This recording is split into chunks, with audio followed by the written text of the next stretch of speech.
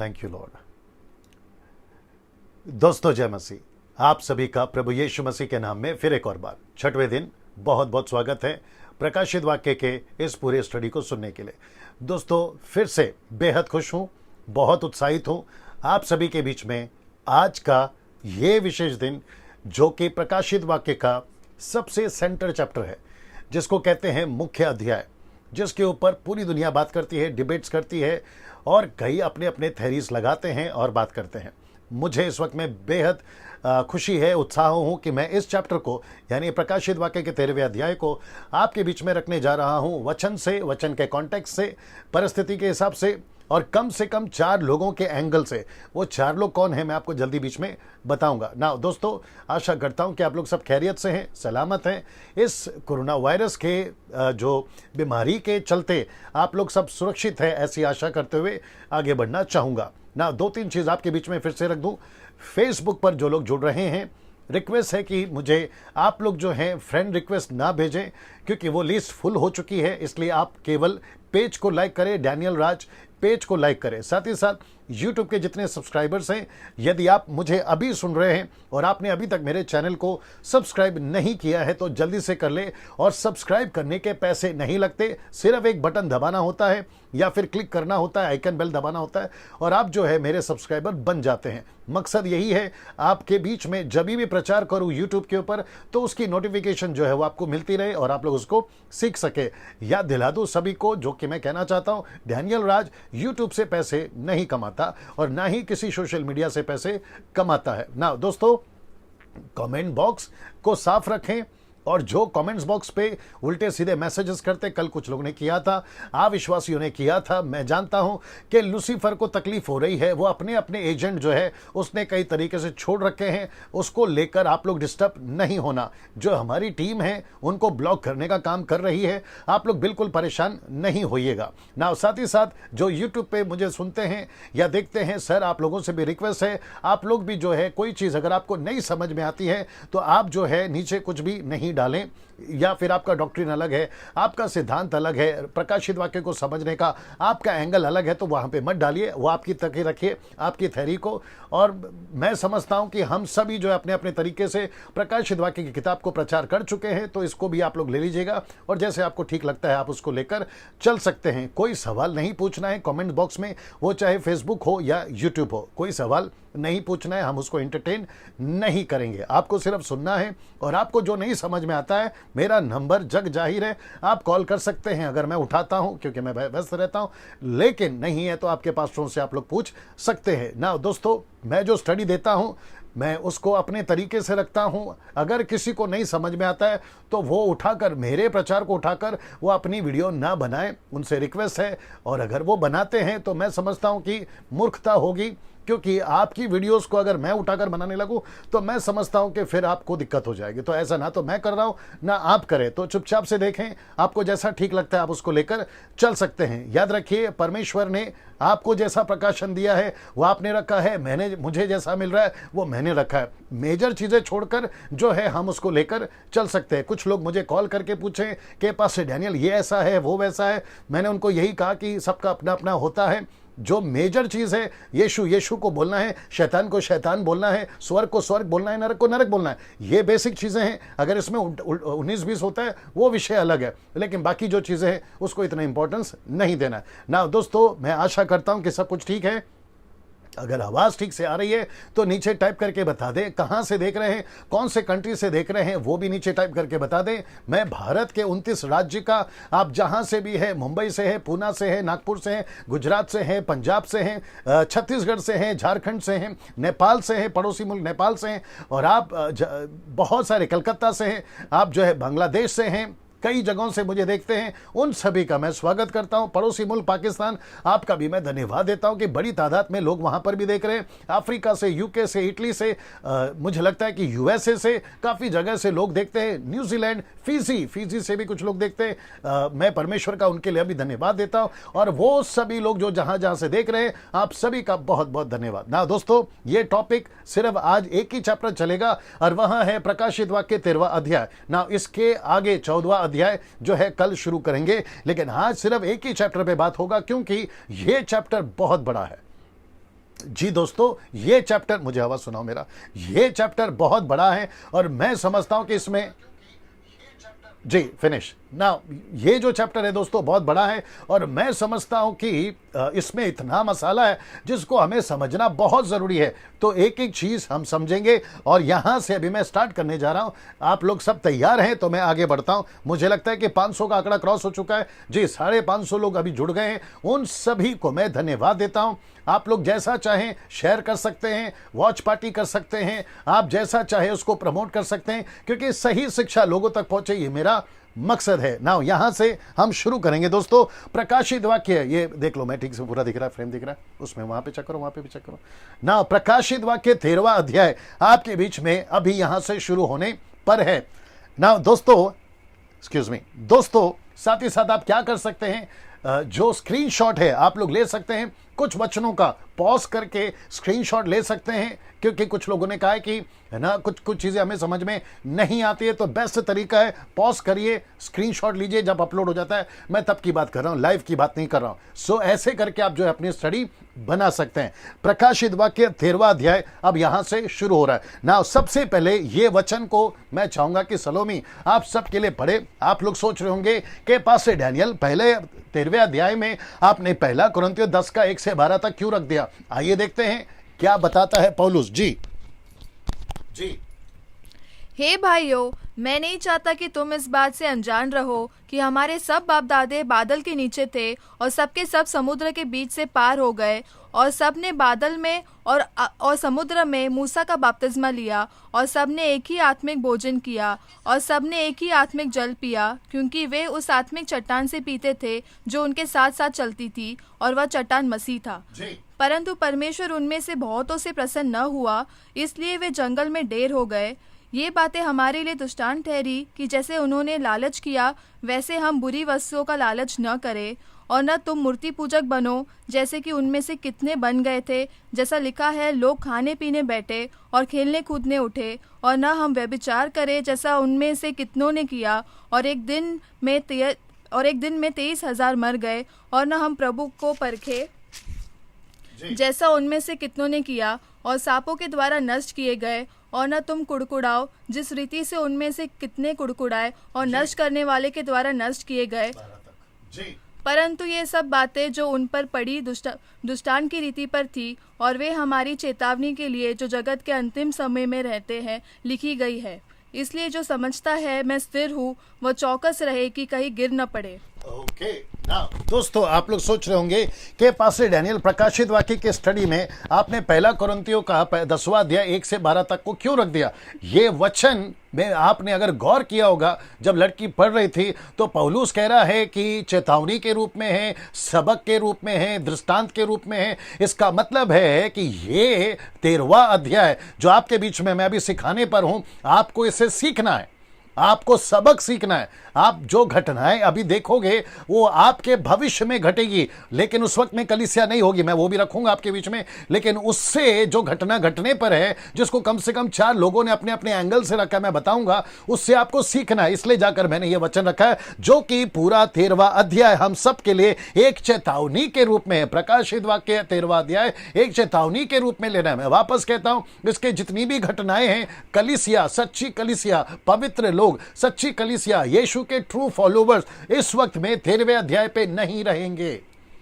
जी दोस्तों, नहीं रहेंगे। अब किसी का कॉन्सेप्ट है कि रहेंगे, मैं कहता हूं नहीं रहेंगे, तो जो कहता है रहेंगे उन तक छोड़ देते हैं। मैं कहता हूं नहीं रहेंगे, मेरे तक छोड़ दीजिए। जब घटना घटेगी तब आपको खुद ही पता चल जाएगा, दूध का दूध और पानी का पानी। लेकिन फिलहाल आपको यह सीखना है कि जैसा कहता है कि इजरायलियों के लिए एक सबक था, 40 साल 6 लाख लोग कैसे नाश हो गए, जंगल में ढेर हो गए, उन्होंने क्या क्या किया, परीक्षाएं की, मूर्ति पूजा की, गलत काम किया, व्यभिचार करा, ये सब उनके लिए एक सबक था, पौलुस कहता है। तो आपका 13वां अध्याय भी आप सभी जब पढ़ते हैं और अभी जब स्टडी लोगे, ये आपके लिए एक सबक है, ये आपके लिए एक चेतावनी के रूप में। जैसे मैंने कहा, याद रखिए, कलीसिया यहां नहीं है। 13वें अध्याय में कलीसिया पृथ्वी पर नहीं दिखती। जी दोस्तों, वो कलीसिया जो अभी है, जो वो कलीसिया जो अभी परमेश्वर का काम कर रही है, वो कलीसिया जो यीशु के पीछे चल रही है, वो कलीसिया जो सुसमाचार छेला बनाना, कलीसियाओं की स्थापना करना, जातियों में जाना, मिशनरीज को भेजना, ऐसी कलीसिया यहां पर नहीं है। ये बात आपके बीच में समझना बहुत जरूरी है ना। प्रकाशित वाक्य 13वां अध्याय 3 लोगों के बारे में है। मैं रिपीट करता हूं कि प्रकाशित वाक्य 13वां अध्याय 3 लोगों के बारे में है। नंबर 1 सैटन, दूसरा है एंटी क्राइस्ट और तीसरा है फॉल्स प्रॉफिट। ये तीनों के बारे में प्रकाशित वाक्य 13वां अध्याय है ना। इसको कम से कम 3 लोगों ने अपने जीवन काल में बार बार रिपीट किया। देख लो, सब ठीक दिख रहा है। मैं रिपीट करता हूं कि ये तीनों कौन है, मैं बता देता हूं, आप लोग खैर समझ भी होंगे, गए होंगे। ये तीनों अपने अपने जीवन काल में जब सेविकाई करते थे तो इसने एंटी क्राइस्ट की चर्चा की है इन तीनों ने। और उस वक्त में जो कलीसिया इनके टाइम पे चलती थी या जो लोग इनके टाइम पे होते थे, उन सभी के बीच में जो कई सब्जेक्ट पे ये बात करते थे, उसमें एक सब्जेक्ट था एंटी क्राइस्ट। मैं रिपीट करता हूं, एक सब्जेक्ट था एंटी क्राइस्ट। इसका मतलब है कि प्रकाशित वाक्य 13वें अध्याय का जो क्रीचर है, जो पशु है, जो फॉल्स प्रॉफिट है, उसकी चर्चा ये लोग कर चुके हैं। मैं आपको बताता हूं कैसे। यूहन्ना के अलावा इन तीनों ने भी एंटी क्राइस्ट की चर्चा की है। ये तीनों कौन है आप जानते हैं? ये दानियल है, आप जानते हैं, आप यीशु हैं, और आप जानते हैं कि ये पौलुस है। इन सभी ने अपने अपने जीवन काल में एंटी क्राइस्ट की चर्चा करी है। पास्टर डैनियल आप कैसे बोल सकते हैं? जी दोस्तों, वक्त नहीं है इसलिए सब नहीं पढ़वा पाऊंगा। दानियल की किताब 2 अध्याय, 7वां अध्याय, 8वां अध्याय, 12वां अध्याय, यीशु की किताब मत्ती का 24 में यीशु ने कहा जो पढ़े वो समझे, उसका जिक्र यीशु कर चुका है। 2 थिस्सलुनीके की किताब उसका 2 अध्याय में पौलुस इनकी चर्चा कर चुका है। तो अपने जीवन काल में ये सभी एंटी क्राइस्ट की चर्चा कर चुके थे। तो इसका मतलब है कि जब यीशु और पौलुस और दानियल और यूहन्ना, जिसको प्रकाशित वाक्य दिया है, जब ये प्रचार करते थे, जब इनकी लेटर पहुंचती थी, जब इनकी चर्चा होती थी, तो उस वक्त की कलीसिया जान जाती थी कि एंटी क्राइस्ट कौन है और इसकी किसकी क्या चर्चा हो रही है। लेकिन क्योंकि अब हम 21वीं सदी में और बहुत सारे प्रचारक और बहुत सारे सब्जेक्ट और बहुत सारे टॉपिक्स पे आजकल चर्चा चल रही है, तो आज की जो पीढ़ी है, आज की जो युवा पीढ़ी है खास करके, वो शायद उतना नहीं जानकार है। और उसके चलते जो है एंटी क्राइस्ट के बारे में या उसकी सीख या उसकी सबक आज के मसीहों को नहीं है। तेल में है, पानी में है, चमत्कार में है, रुमाल में है, नीचे गिराना, ठपाक ठपाक ठपाक, ये उसमें है, कॉन्सर्ट में है, नाच गाने में है, मस्ती करने में है, इंजॉय करने में। उसके चलते जो है ऐसी बातों को जो एक वक्त में ये सब इनका हाईलाइट टॉपिक हुआ करता था या अंत की चर्चा किया करते थे, उसको लेकर जो है आज की कलीसिया उतनी जागरूक नहीं है। पर परमेश्वर का धन्यवाद हो कि लॉकडाउन के चलते परमेश्वर ने यह अनुग्रह दिया कि आपके बीच में ये सारी टीचिंगें मैं विशेष करके ला सकूं, बिल्कुल कॉन्टेक्स्ट में और सही शिक्षा के साथ में ना। जितने लोग जुड़े हैं, मेरी टीम बता रही है कि 900 के आसपास में लोग जुड़ चुके हैं। उन सभी 900 लोगों को मैं वेलकम करता हूं। सर बिल्कुल साथ में बने रहें, आखिर तक बने रहें। मैं स्पीड इसलिए बोलता हूं ताकि बहुत सारे पॉइंट्स कवर करूं, लेकिन याद रखिए मैं उतना भी स्पीड नहीं हूं कि आपके ऊपर से चला जाए। एक एक चीज को समझा रहा हूं, विजुअल के साथ में समझा रहा हूं, उसको खूब एंजॉय करें। अगर नहीं समझ में आता है तो यह अपलोड हो जाएगा यूट्यूब पर और फेसबुक पर, आप लोग उसको वापस से सुन सकते हैं और सीख सकते हैं। ना यहां से आगे बढ़ेंगे। प्रकाशित वाक्य 13वां अध्याय 1 से लेकर 10 तक। यहां पे जो पहला व्यक्ति का जिक्र है, यानी कि यहां एक पशु है। यह पशु एक पुरुष है या एक व्यक्ति होगा, एक व्यक्ति होगा, एक पुरुष होगा, लेकिन पशु नहीं होगा। लेकिन इसका इंट्रोडक्शन, इसका परिचय एक पशु के रूप में किया गया है। तो इसका मतलब है कि ये सब सिंबॉलिक है, ये सब एक पिक्चर के रूप में है। इसके लिए आपको समझना जरूरी है कि एक पशु का जिक्र है, इसका मतलब ये पुरुष ही है, ये पशु नहीं है। इसलिए मैंने लिख दिया ये एंटी क्राइस्ट जो है ये जूइश होगा, एक यहूदी पुरुष होगा। अब ये कैसे होगा, इसका सारा कनेक्शन आपके बीच में रखने जा रहा हूं। साथ ही साथ में एंटी क्राइस्ट जो है वो पॉलिटिकल लीडर होगा, लेकिन साथ ही साथ में वो दुष्ट आत्मा से पोजेस्ड होगा। इसलिए मैंने लिखा है पोजेस्ड विथ डीमन। ये लूसीफर की आत्मा से ये एंटी क्राइस्ट पोजेस्ड होगा। ये अच्छा आदमी नहीं होगा। 7 साल का काल का जीवन में ये 3.5 साल बहुत अच्छा होगा, लेकिन अचानक से ये अपनी औकात पे आ जाएगा, जिसको मैं अभी आपके बीच में रखूंगा ना।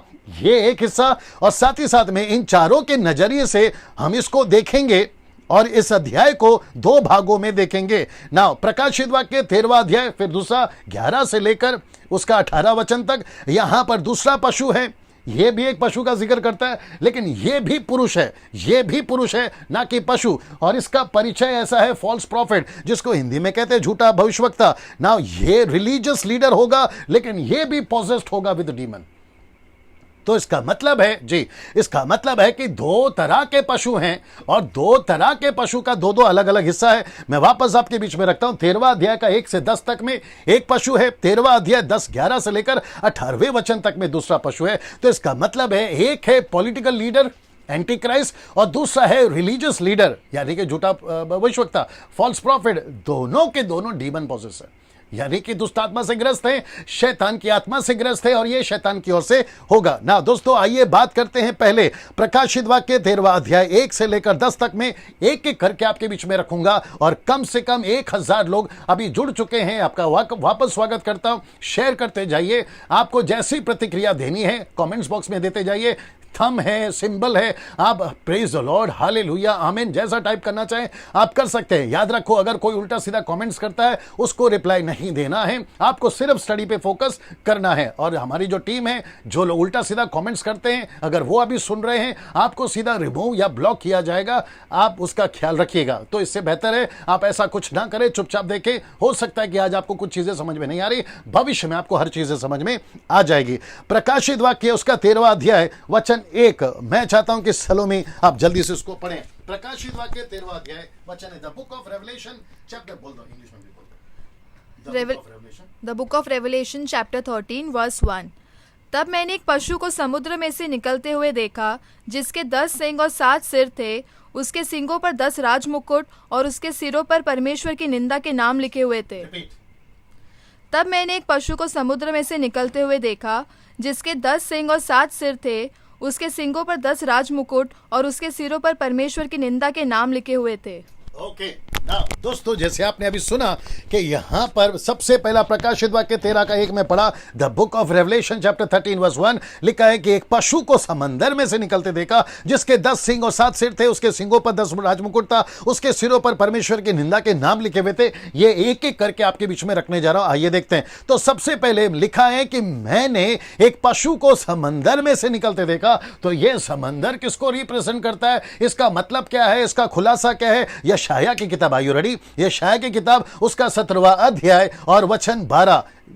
यशायाह की किताब उसका 17वां अध्याय वचन 12, और फिर उसके बाद में 57 का 20। You have to be ready, okay? The book of Isaiah, English में बोल के फिर पढ़ो जी। The book of Isaiah 17:12। जी। हाय हाय, देश देश के बहुत से लोगों का कैसा नाद हो रहा है। वे समुद्र की लहरों के, यह नाद है ट्रांसलेशन, वे समुद्र की लहरों के समान गरजते हैं। राज्य राज्य के लोगों का कैसा गर्जन हो रहा है। वे प्रचंड धारा के समान नाद करते हैं। राज्य राज्य के लोगों, 13 भी 12 हो गया, 57 का 20 जी, जब तक इधर जी। ना दोस्तों, ये समंदर कौन है और ये लोग कौन है, उसके बारे में बता रहा है, जो कि आपके बीच में वचन को पढ़ा जा रहा है। एक हो चुका है द बुक ऑफ आइज़ाया 17:12, अब पढ़ने जा रहे हैं द बुक ऑफ आइज़ाया 57 का 20 जी। परंतु दुष्ट तो लहराते हुए समुद्र के समान है, जो स्थिर नहीं रह सकता, और उसका जल मेल की खींच उछालता है। वापस पढ़ो, पूरा पढ़ो जी। परंतु दुष्ट तो लहराते हुए समुद्र के समान है, जो स्थिर नहीं रह सकता, और उसका जल मेल और कीच उछालता है। ओके, नाउ अभी आपको ये निकलना है book of Revelation chapter 17 verse 15। यहाँ पे आप वचन सपोर्ट कर रहा है कि समंदर के लोग कौन है, समंदर का पानी क्या है, समंदर किसको दर्शाता है। इसका मतलब है कि जो एंटी क्राइस्ट निकलेगा वो मनुष्यों में से ही निकलेगा। एक और वचन पढ़वा रहा हूँ, प्रकाशित वाक्य 17 का 15 जी। प्रकाशित वाक्य द बुक ऑफ रेवलेशन, बोलो इंग्लिश में। The book of Revelation chapter 17 verse 15। फिर उसने मुझसे कहा, जो पानी तूने देखे जिन पर वेश्या बैठी है, वे तो लोग और भीड़ और जाति और भाषाएं हैं जी। ना इसका मतलब है, अभी तक हमको ये पता चला है कि जो पानी है, जो समंदर है, ये कौन है, ये मनुष्य है। इसका मतलब है एंटी क्राइस्ट कहां से निकलेगा, मनुष्यों में से निकलेगा। ये बात अभी यहां पर साबित हो गई कि वचन साबित करता है कि ये मनुष्य है और बुरा मनुष्य है। और साथ ही साथ प्रकाशित वाक्य 13 का 18 तो कंफर्म करता है कि वो मनुष्य का अंक है। तो उसको मैंने नहीं रखा है क्योंकि वो मैं आपको बाद में बताऊंगा। ना दूसरा पॉइंट है, जिसके 10 सींग और 7 सिर हैं, ये बताता है 10 राज्य को, ये बताता है 7 राष्ट्र राष्ट्र को कहां लिखा है? दानियल की पुस्तक उसका 7:24 में, यह आपके लिए रखा है, मैं पढ़ देता हूं। और उन 10 सिंहों का अर्थ है कि उस राज्य में से 10 राजा उठेंगे, उनके बाद उन पहलों से भी भिन्न एक और राजा उठेगा जो 3 राजाओं को गिरा देगा। तो ये जो 10 राज्य, 7 राष्ट्र, ये रिप्रेजेंट करता है नेशंस को, राजाओं को, किंग्स को, नेशंस को रिप्रेजेंट करता है। नाउ ये सारे वो नाम है जैसे आपके बीच में मैं रख रहा हूं ना। मैं चाहता हूं कि आपको ये भी बताऊं, इन सब को मैं एंटी क्राइस्ट नहीं बोल रहा हूं, मैं इन सब को एंटी क्राइस्ट नहीं बोल रहा हूं, लेकिन इनके जो कल्चर, इनका जो रहन सहन, इनकी जो एक्टिविटीज है उन दिनों में इस तरीके की हो जाएगी। मैं वो आपके बीच में रख रहा हूं जिसमें सबसे ज्यादा जो एक्टिविटीज करेगा वहां है एंटी क्राइस्ट का किंगडम, जिससे रोम कनेक्टेड होगा। मैं रिपीट करता हूं, जिससे रोम कनेक्टेड होगा, और रोम जो है बहुत मेजर रोल प्ले करेगा उन दिनों में एंटी क्राइस्ट के लिए। अमेरिका तो है ये ना। इसको देखते हैं, उसके सिंगों पर 10 राजमुकुट है। ये बताता है कि वो सब पर राज्य करेगा, जिसको कहते हैं 1 गवर्नमेंट एंड 1 रिलीजन। मैं रिपीट करता हूं, 1 गवर्नमेंट एंड 1 रिलीजन। इसका मतलब है कि एंटी क्राइस्ट को मुकुट दिया गया है, शैतान को मुकुट दिया गया है, फॉल्स प्रॉफिट को मुकुट दिया गया है। यह बताता है कि वो राज करेंगे ना। यह बात साबित हो गई। उसके सिरों पर परमेश्वर के निंदा के नाम लिखें। अब यह कौन सा नाम है ये हम तभी जान पाएंगे, क्योंकि कलीसिया तो नहीं रहेगी, लेकिन जो पृथ्वी पे रहेंगे वो जान पाएंगे कि निंदा के नाम क्या लिखे। ये परमेश्वर और उसके लोगों से नफरत करेंगे, यह बात कंफर्म है।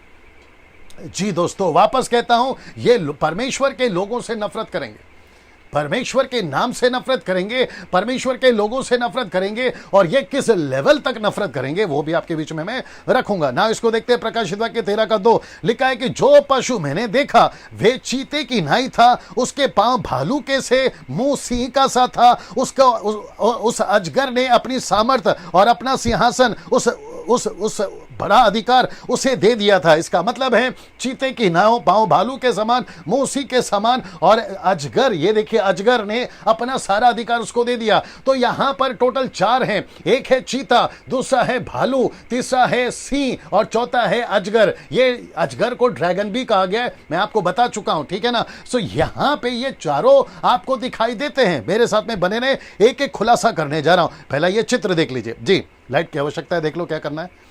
ये चित्र को देख लीजिए जी दोस्तों, यहां पे आपको वो सब दिख जाएगा। तो चीता दिख रहा है, आपको भालू दिख रहा है, और साथ ही साथ आपको सिंह का मुंह दिख रहा है, और यहां पे आपको ड्रैगन दिख रहा है, यानी कि लूसीफर। ये सभी आपके प्रकाशित वाक्य 13वें अध्याय में इसका जिक्र है। लेकिन ये मैं आपको अभी बता चुका हूं, ये सब क्या है, जो कि अभी वापस बताऊंगा। आइए देखते हैं ये सब क्या है ना। इसको भी देख लीजिए, थोड़ा सा पिक्चर और क्लियर हो गया ना। कितने लोग जुड़े हैं, ये यही आंकड़ा रहा है, 1100+। ठीक है ना। बड़े ध्यान से सुनते जाइएगा। जितने लोग देख रहे हैं, मैं रिक्वेस्ट करता हूं, आप एक बार जब जुड़ जाते हो तो वापस नहीं जाना। बहुत अद्भुत चीज है, आपके जीवन काल के लिए बहुत जरूरी है, सीखने के लिए, विश्वासी हो या अविश्वासी हो। ये सारा चित्र देख लीजिएगा, ये सब सिंबॉलिक है। मैं रिपीट करता हूं, ये सब सिंबॉलिक है, आपको समझना बहुत जरूरी है। यह सब चिन्ह के रूप में ना। साथ ही साथ इसको देखिए, वह चीते की नाई था, यह शब्द देख लीजिए, वह चीते की नाई था, उसके पांव भालू के से और मुंह सिंह का सा था, और अजगर। ये चारों प्राणी आपको यहां पर दिखाई दे रहे हैं, जो कि सिंबॉलिक के रूप में, अपोक्लिप्टिक का ये जी, अपोक्लिप्टिक बताता है, एक इंग्लिश वर्ड है, ये उसका मतलब है चिन्ह या फिर दृश्य के रूप में ना। अब इसी को बड़े ध्यान से देखना, मैंने पहले क्या कहा था, इसको 4 लोगों के एंगल से देखेंगे, यूहन्ना, दानियल, यीशु, पौलुस। तो इसी को दानियल कैसे दिखाता है? The book of Daniel chapter 7 verse 3 to 7 कैसा देखा था, आइए समझते हैं। Are you ready with the scripture? Okay, यहीं पर आपको पढ़ना, आइए पढ़िए जी, यहां सब कुछ रखा है, आपको बड़े ध्यान से सुना। सलामी पढ़िए। तब समुद्र में से 4 बड़े बड़े जंतु जो एक दूसरे से भिन्न थे निकल आए। पहला जंतु सिंह के समान था और उसके पंख उकाब के से थे, और मेरे देखते देखते उसके पंखों के पर नोचे गए, और वह भूमि पर से उठाकर मनुष्य की नाई पाँवों के बल खड़ा किया गया, और उसको मनुष्य का हृदय दिया गया। फिर मैंने एक और जंतु देखा जो रीछ के समान था और एक पांजर के बल उठा हुआ था, और उसके मुंह में दांतों के बीच 3 वसूली थी और लोग उससे कह रहे थे, उठकर बहुत मांस खा। उसके बाद मैंने दृष्टि की और देखा कि चीते के समान एक और जंतु है, जिसकी पीठ पर पक्षी के से 4 पंख है और उस जंतु के 4 सिर थे और उसको अधिकार दिया गया। फिर उसके बाद मैंने स्वप्न में दृष्टि की और देखा और देखा कि एक चौथा जंतु है जो भयंकर और डरावना और बहुत सामर्थी है और उसके बड़े बड़े लोहे के दांत है। वह सब कुछ खा डालता है और चूर चूर करता है और जो बच जाता है उसे पैरों से रौंदता है और वह सब पहले जंतु के भिन्न है और उसके 10 सिंग है। ओके ना दोस्तों, आपको अभी पता चल गया होगा ये डैनियल का दृष्टिकोण है, ये उसके नजरिए से उसने देखा है और उसी बात को ये वह यहाँ पर जो है वर्णन करता है। ना यहाँ पर सी का जिक्र है, रिच का जिक्र है, चीते का जिक्र है और भयंकर जंतु, भयंकर पशु जो कि बहुत डरावना है, उसका भी जिक्र हो गया। और इसी को आपने अभी देखा यहाँ पर, ये जो चित्र आपने देखा ये यूहन्ना के दृष्टिकोण से, और आपने जो अभी ये देखा ये हो गया डैनियल की दृष्टिकोण से। अब वापस से आपको दिखा देता हूं, जंतु है सिंह के समान, पहला जंतु सिंह के समान, दूसरा रिछ के समान, तीसरा चीते के समान, चौथा जंतु है जो भयंकर और डरावना है। ये रोम को प्रेजेंट करता है, एंटी क्राइस्ट के राज्य को प्रेजेंट करता है, जो रोम से मिलकर जो है कार्य करेगा। मैं आपके बीच में इसको रखूंगा ना, इसको देखते हैं, ये सब आप देख लीजिएगा। जी दोस्तों, ये चित्र फिर से मैंने आपके बीच में रखा है। एक हो गया सिंह, भालू, चीता और ड्रैगन यानी कि लूसीफर, ये सब बताता है ना। डैनियल जब सो रहा था ना, तो ये सब उसने चित्र देखा दर्शन में, ये सारी चीजें उसने देखी है। अब इसी बात को नबूकदनेस्सर राजा ने, जब उसने दर्शन देखा, सपना देखा, माफ करे, तो उसने कैसे देखा मैं आपके बीच में रखने जा रहा हूं। ये रहा दानियल की किताब, उसका 2 अध्याय वचन 31 से 33। और याद रखो, नबूकदनेस्सर ने come on get ready now, पूरे दुनिया के ज्योतिष और पूरे दुनिया के जादू टोना उन सबको बुला लिया, लेकिन नबूकदनेस्सर राजा का यह सपना वो कोई नहीं बता सका, सिर्फ दानियल। और दानियल कहां से शुरू करता है पता है? वो कहता है कि जो भी सपना, दर्शन, अर्थ है, सिवाय परमेश्वर के कोई नहीं बता सकता। दोस्तों, ये कितनी बड़ी बात है। आपको और मुझे घमंड है ऐसे परमेश्वर के ऊपर जो सारी चीजों का अर्थ बता सकता है। ये यहां से शुरू करता है। तब वो दानियल कहता है, हे राजा, जब तू देख रहा था तब एक बड़ी मूर्ति देख पड़ी। वह मूर्ति जो तेरे सामने खड़ी थी सो लंबी चौड़ी थी, उसकी चमक अनुपम थी, उसकी चमक बड़ी रोशनीदार थी। अब देखिए, उसका रूप भयंकर था, यह शब्द रखना, उसका रूप भयंकर था। उस मूर्ति का सिर तो चोखे सोने का था, उसकी छाती पर और भुजाएं चांदी की थी। फिर कहता है उसका पेट जांग पीतल का था। फिर कहता है उसकी टांगे लोहे की थी। तो एक हुआ सोना, दूसरा हुआ चांदी, तीसरा हुआ पीतल और चौथा हुआ लोहा। ये सभी क्या दर्शाता है? ये राज्य को दर्शाता है। 4 प्रकार के राज्य को दर्शाता है, किंगडम को बताता है। मैं आपके बीच में रखूंगा। और उसके पांव कुछ तो लोहे के और कुछ मिट्टी के थे, जो कि दर्शाता है कि राज्य कभी बड़ा स्ट्रांग हो जाएगा और राज्य कभी बहुत कमजोर हो जाएगा। ये उसको दर्शाता है। अभी आपके सामने चित्र आ रहा है, ये रहा वो चित्र। जी दोस्तों, ये रहा वो चित्र। तो सोना है, चांदी है, ब्रास यानी पीतल है और लोहा है, और ये नीचे रहा लोहर कीचड़ मिक्स। तो ऐसा दृश्य बताता है। तो आपको क्या लगता है ये क्या होगा? ऑफ कोर्स ये वही होगा। ये देखिए, ये वही है जो यहां पे 4 क्रीचर्स हैं, जो कि बताता है ना। अब ये सब क्या है? ये दानियल की किताब 7वां अध्याय वचन 17, ये उन 4 बड़े बड़े जंतुओं का अर्थ है। 4 राज्य जो पृथ्वी पर उदय होंगे। एक है बेबीलोन, दूसरा है पेरेसिया, तीसरा है ग्रीस और चौथा है रोम। मैं आपको बताते आ रहा हूं। तो इसका मतलब है ये सारे जो नेशंस, 4 राज्य, ये उसको रिप्रेजेंट करता है, ये इसको रिप्रेजेंट करता है। मैंने आपको पहले दिन कहा था कि परमेश्वर जो है दृष्टांतों के रूप में बात करता है, चिन्हों के रूप में बात करता है, सिंबॉलिक तरीके से बात करता है। और परमेश्वर जो है, जो बीज बोने का उदाहरण था, सारी चीजें एक सिंबॉलिक के रूप में बात करता है। तो इनको भी परमेश्वर ने ये अंत के दिनों में ऐसे ही बात करी है। राज्य का नाम नहीं लिया है, नेशंस का नाम नहीं लिया है, लेकिन उसके कैरेक्टर्स यहां पे रखे हैं। ये आपको समझना बहुत जरूरी है। तो यहां पर अभी तक ये क्लियर हो गया कि ये 4 जंतु कौन है ना। प्रकाशित वाक्य 13 का 3 आते हैं उसके ऊपर भी। अभी तक सिर्फ आधे घंटे हो गए दोस्तों। याद रखो, 3 अध्याय 3 वचन पर है, ऐसे 18 तक जाना है। मेरे साथ बने रहे। लिखता है, मैंने उसके सिरों में से एक पर ऐसा भारी घाव लगा देखा मानो वह मरने पर है। यह एंटी क्राइस्ट के सिर पर एक घाव है।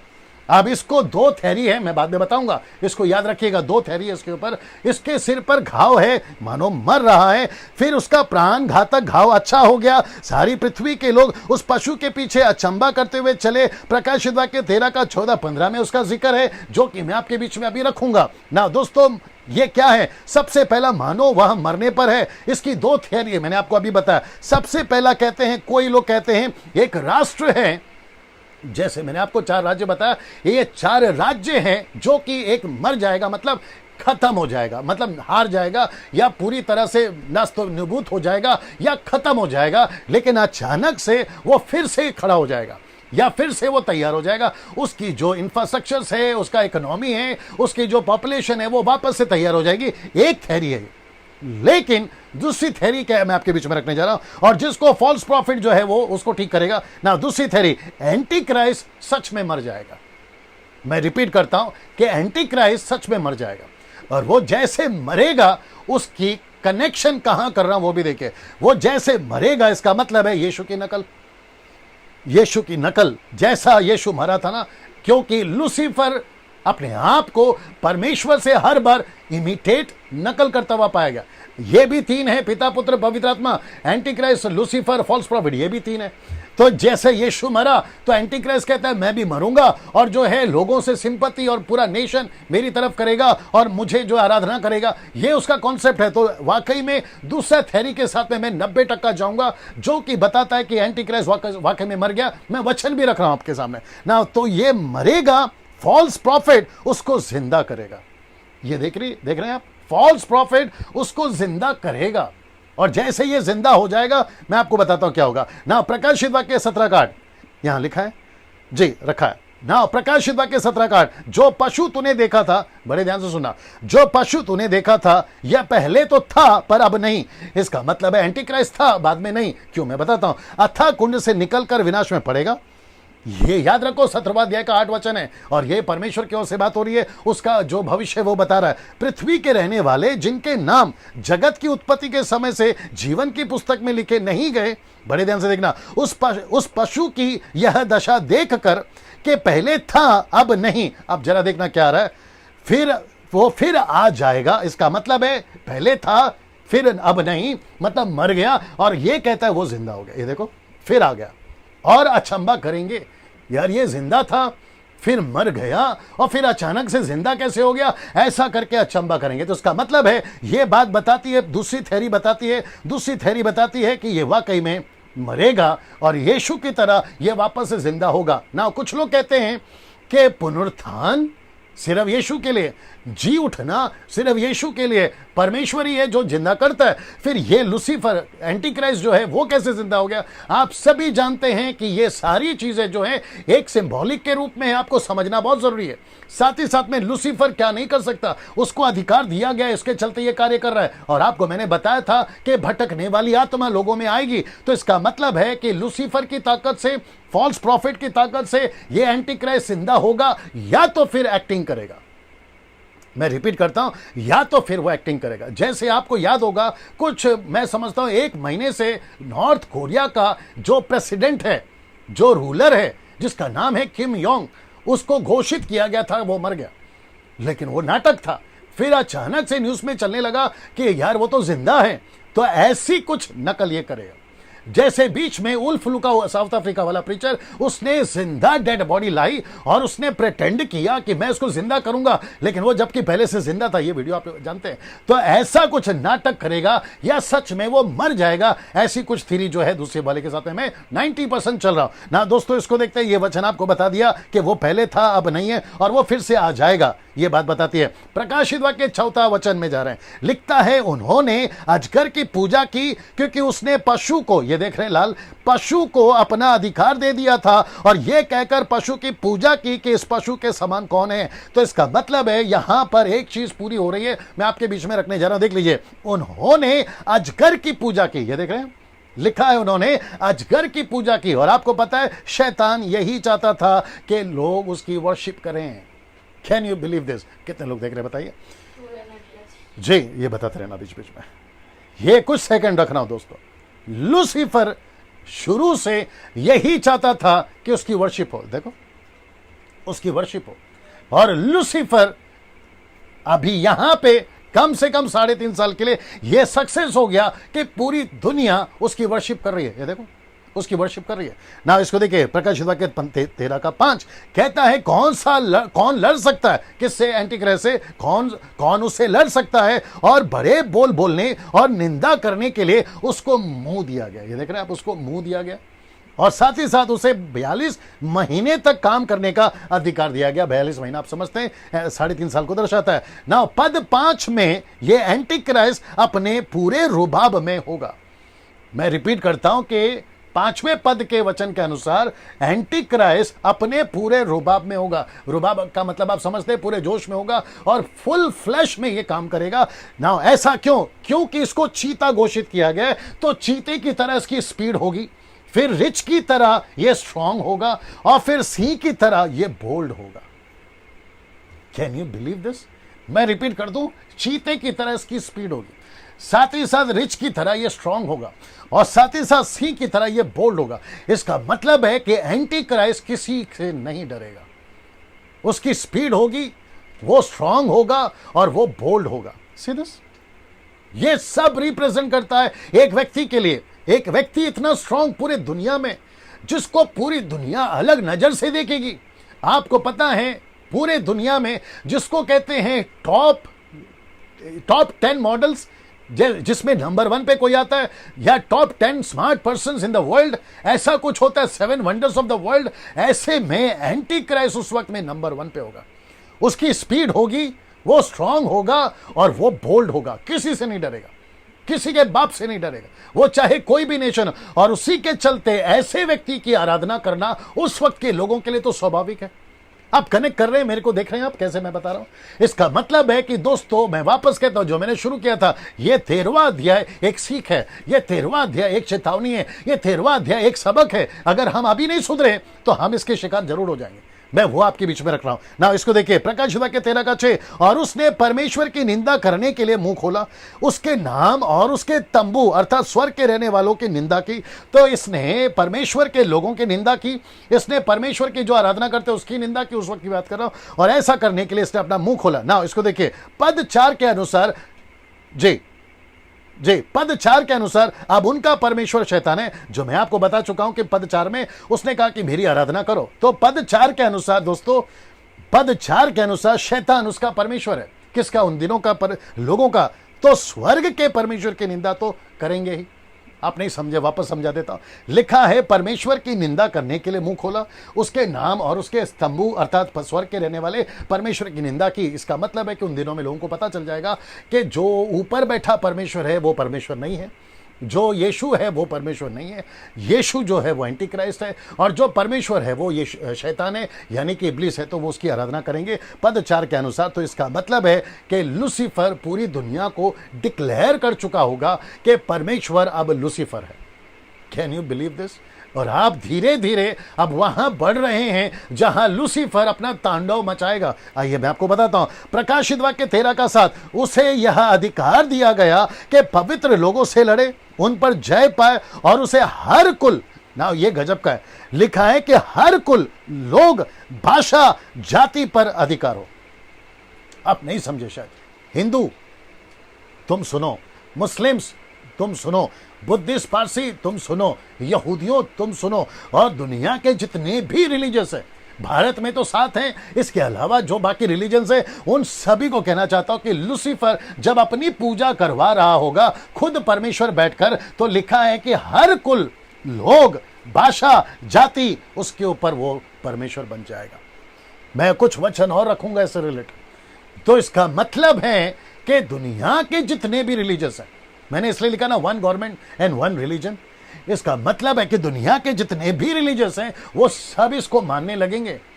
एक ऐसी थ्योरी क्लियर हो जाएगी कि आजकल क्या चल रहा है, हिंदू, मुस्लिम, सिख, ईसाई आपस में है भाई भाई, लेकिन उन दिन ऐसा नहीं चलेगा। वहां पे सबका कॉन्सेप्ट क्लियर हो जाएगा। ना हिंदू है, ना मुस्लिम है, ना सिख है, ना ईसाई है, ना यीशु है, ना अलाना फलाना। वो कहेंगे सिर्फ एक ही है, और वहां है एंटी क्राइस्ट, वहां है लूसीफर और वहां है शैतान, उसकी पूजा करो। ये वचन बताता है ना। इसको देखिए, जो कि मैंने लिखा है 1 रिलीजन दिखाता है, कुल, लोग, भाषा और जाति, और इसके चलते ये पूरा अधिकार उनको दिया गया। वन रिलीजन ऐसा डिक्लेयर हो जाएगा। मैं रिपीट करता हूं, मेरे साथ में बने रहे, मेरे साथ में बने रहे। अद्भुत चीजें आपके बीच में रखने जा रहा हूं। मैं वापस कहता हूं, वन रिलीजन हो जाएगा, न्यूज पे चलेगा ये। वो सब बंद हो जाएगा, घंटी नहीं बजेगी, किसी प्रकार का 3 4 5 बार आवाज नहीं आएगी, आगे आप समझदार हैं, किसी प्रकार का चर्च का घंटी नहीं बजेगा, सिर्फ वन रिलीजन होगा। Can you believe this? ये सब बाइबल में है, ये सब दानियल ने कहा, ये सब यीशु ने कहा, ये सब पौलुस ने कहा अपने बाइबल में। इसका मतलब है दोस्तों, कलीसिया, आपको समझना, आपको जानना जरूरी है। आप एक ऐसी दुनिया में रह रहे हैं जिसका अंत कुछ ऐसा होगा। आप लोग को होशियार होना है, यह बताने की कोशिश करना। इसको देखिए, प्रकाशित वाक्य 13:8, बहुत सारी चीजें आ रही हैं। पृथ्वी के वे सब रहने वाले, बहुत ध्यान से सुनिएगा, जिनके नाम उस मेमने के जीवन की पुस्तक में लिखे नहीं गए, वे जगत की उत्पत्ति के समय से घात हुआ है उस पशु की पूजा करेंगे। सी, तो इसका मतलब है कि जिसका जिसका नाम जीवन की पुस्तक में लिखा नहीं गया, जो जगत की उत्पत्ति के समय से घात हुआ है, यानी कि शैतान जो घात हुआ है उसका डिक्लेयर हो गया था, ये नहीं बचेगा, उसकी पूजा करेंगे। तो कौन लोग करेंगे? जिसका नाम जीवन की पुस्तक में नहीं है। इसका 2 मतलब होता है। एक, या तो कलीसिया जो उठा ली गई, जिनका नाम जीवन की पुस्तक में, वो तो स्वर्ग पे है, वो तो पूजा नहीं करेंगे। लेकिन जो कलीसिया नीचे रह जाएगी, जो कलीसिया नीचे रह जाएगी, ऐसे लोग जो पृथ्वी पर होंगे, जो एंटीक्राइस्ट की पूजा नहीं करना चाहेंगे, क्योंकि वो मरने को तैयार हैं लेकिन एंटीक्राइस्ट की पूजा करने को तैयार नहीं है, वो भी जिनका नाम उसके बाद जीवन की पुस्तक में लिखा जाएगा, वो इसकी पूजा नहीं करेंगे।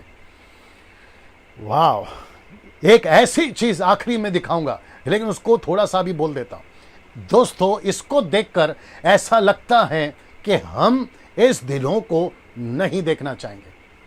ये सबको जो अभी तक बताया, आगे तो और मसाला है, नहीं देखना चाहेंगे।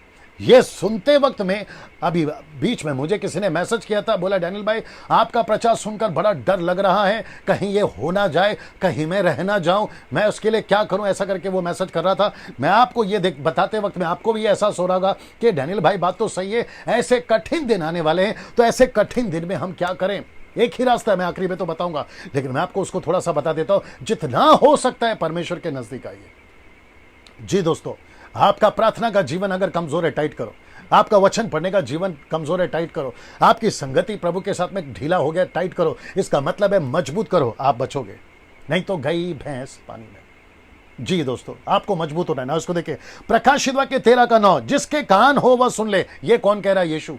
ये जो डायलॉग है ना, ये यीशु का है। यीशु कह रहा है 13:9 में, जिसके कान हो वह सुन ले। अब जरा इसको देखिएगा, ये किसको बोल रहा है? हमको और आपको, एक चेतावनी के रूप में, ताकि हम खुद भी सतर्क हो और दूसरों को भी सतर्क करें। तो यीशु कह रहा है कि जिसके कान हो वह सुन ले। आज मैं आपको कह रहा हूं, मैं खुद को कह रहा हूं, आपको इसको शेयर करते वक्त में उनको कहना है, पास्टर्स आपके चर्च को कहना है, चर्च के मेंबर्स आपके दोस्तों को कहना है कि जिसके कान हो वो सुन ले। परमेश्वर क्या कह रहा है? कहता है कि किसको बोल रहा है? वो हमको बोल रहा है, वो आपको बोल रहा है, एक चेतावनी के रूप। यीशु बीच में रुक गया, यूहन्ना को पॉज दिया, और ये बात करते करते वचन 9 आ गया, कहता है कि जिसके कान है वो सुन ले। इसका मतलब क्या है? ये बहुत डेंजर चीज है। इसका मतलब है कि ये बहुत चेतावनी वाली बात है ना। दोस्तों, वक्त को भी ध्यान में रखना है, क्योंकि बहुत सारी बातें करना है। अब इसको देखिए, प्रकाशित वाक्य 13:10, जिसको कैद में पड़ना है वह कैद में पड़ेगा, जो तलवार से मारेगा अवश्य है कि वह तलवार से मारा जाएगा। पवित्र लोगों का धीरज और विश्वास इसी में। अब इसका मतलब क्या है? रख रहा हूं, जो तलवार से मारेगा। ऐसा लगता है, देख लीजिए, ऐसा लगता है कि उन दिनों में मसीह लोग अपना धीरज खो देंगे और एंटी क्राइस्ट से मिल जाएंगे, और पवित्र लोगों का धीरज और विश्वास इसी में, जिसको मैं आपको बता चुका हूं। तो इसका मतलब है ये अपना धीरज खो देंगे, और जो तलवार से मारेगा वो तलवार से मरेगा। तो इसका मतलब है एंटी क्राइस्ट जो है सबको तलवार देगा कि जाके कत्ल करो, जो यीशु को मानते हैं। तो जैसे इनकी बारी आएगी, ये तो मरना तो नहीं चाहेंगे। इनके सामने जो टॉर्चर होगा, टॉर्चर की तो लेवल बार है। मैं वो पिक्चर नहीं दिखा पा सकता हूं, मैं नहीं दिखा पा रहा हूं। मुझे जैसा पिक्चर चाहिए था वैसा नहीं मिला, इसलिए मैं वो एंगल को नहीं टच किया। इसका टॉर्चर भयंकर है, ये किस लेवल तक टॉर्चर करेगा नहीं पता। तो उन दिनों में लोग अपना धीरज खो देंगे और दूसरों को तलवार से मारना शुरू करेंगे। आपको याद है यीशु ने क्या कहा था? कि मसीह लोग एक दूसरे के विरोधी हो जाएंगे। यीशु ने कहा था बाप बेटे के विरोध हो जाएगा, बेटा बाप के विरोध हो जाएगा, बहू सास और सास बहू के। पड़ोसी अपने पड़ोसी के दोस्त, अपने दोस्त के भाई अपने भाई के। इसका मतलब क्या मालूम है? ये वही दिन होगा। इसका मतलब है, कैसे समझाऊं, एग्जाम्पल आ रहा दे देता हूं। सरकार ने सबको कहा है आपके पड़ोस में जैसे ही कोरोना वायरस का कोई सस्पेक्टिव मिलता है या पेशेंट मिलता है, आप हमको फोन करो। फिर पुलिस आती है और उसको लेकर जाती है, उसका क्वारंटाइन करा देती है 14 दिन के लिए। क्या ये बात सही है? सही है। वैसे ही उन दिनों में होगा। जैसे ही पता चला आसपास के पड़ोसियों को, यहां ईसाई लोग रहते हैं, यहां पर यीशु के लोग रहते हैं, यहां पे बाइबल वाले रहते हैं, यहां पर हल्लेलुया वाले रहते हैं, यहां पे प्रेज द लॉर्ड वाले रहते हैं, यहां पर झांझ बजाकर शाम को गाना गाया जाता है, ऐसे लोगों की खबर लेकर ये लोग पुलिस को फोन करेंगे और पुलिस आकर उनको ले जाएगी। और ऐसे टाइम पे बच्चे को छीनेंगे, पति को, पत्नी को, माँ बाप को, सबको छीन कर मारते हुए ले जाएंगे। और ऐसे टाइम पे लोग अपना धीरज खो देंगे, ऐसे टाइम पे लोग अपना धीरज खो देंगे और वो कहेंगे कि एक काम करो, हमको नहीं चाहिए यीशु, हम तुम्हारे पार्टी में जुड़ जाते, हम एंटी क्राइस्ट की आराधना करेंगे। और उनके भी हाथ में तलवार आ जाएगी। इसलिए तो लिखा है कि जो तलवार से मारेगा वो तलवार से मरेगा। वाह, कैसा लग रहा है? सी, इसका मतलब है, इसलिए लिखा है यीशु ने, जो धीरज धरेगा उसी का उद्धार होगा। मुझे नहीं पता उस वक्त में, अभी जो देख रहे हैं, आप रहोगे या नहीं रहोगे ये दिनों में। अगर इन केस आपका जीवन में उतार चढ़ाव आया और आप रह गए, मेरी सलाह, खैर उस दिन तो बात नहीं हो पाएगी, लेकिन अभी से बता देता हूं, मेरी सलाह आपसे सिर्फ इतनी है कि धीरज धर लेना। और वो भी कितने साल? सिर्फ 3.5 साल। जहां भाग सकते हो भाग जाना, जिस जंगल में भाग सकते हो भाग जाना, जहां छुप सकते हो छुप जाना, लेकिन एंटी क्राइस्ट के हाथ नहीं लगना। अगर एंटी क्राइस्ट के हाथ लग गए तो या तो मरोगे या तो दूसरों को मारोगे, जो कि वचन कहता है तलवार से जो मारेगा वो तलवार से मरेगा। ना, ये मैं आपको बता चुका हूं, आशा करता हूं आप समझ रहोगे। आइए अब बात करते हैं प्रकाशित वाक्य के 13वें अध्याय के दूसरे भाग को, क्योंकि मेरे पास में अभी 45 मिनट्स है, मैं वो आपके बीच में रखने जा रहा हूं। ना, 13वां अध्याय 11 से लेकर 18 तक का एक एक वचन आपके बीच में रखूंगा। और यहां पे एंट्री होती है फॉल्स प्रॉफिट की। एंटी क्राइस्ट का जो परिचय दे चुका हूं, लेकिन फॉल्स प्रॉफिट का एंट्री हो रहा है। लेकिन फॉल्स प्रॉफिट के साथ साथ ये दोनों फिर एंट्री करेंगे। एक है सैटन, दूसरा एंटी क्राइस्ट, और ये है फिर तीसरा झूठा भविष्यवक्ता, फॉल्स प्रॉफिट। ये तीनों मिलकर क्या करेंगे वो भी बताऊंगा ना। इसको देखते हैं। याद रहे, इस फॉल्स प्रॉफिट का कनेक्शन 17वें अध्याय से भी है, जो कि कहता है झूठी कलीसिया। 17वां अध्याय, अगर आप जानते होंगे कि जो है पशु पर बैठी है, एक वेश्या, एक महिला, एक स्त्री, और ये उसको बताता है, यानी कि एंटी क्राइस्ट की कलीसिया को बताता है। जब 17वें अध्याय पे मैं आऊंगा तो इसको मैं कनेक्ट करूंगा, इसलिए मैं अभी कर रहा हूं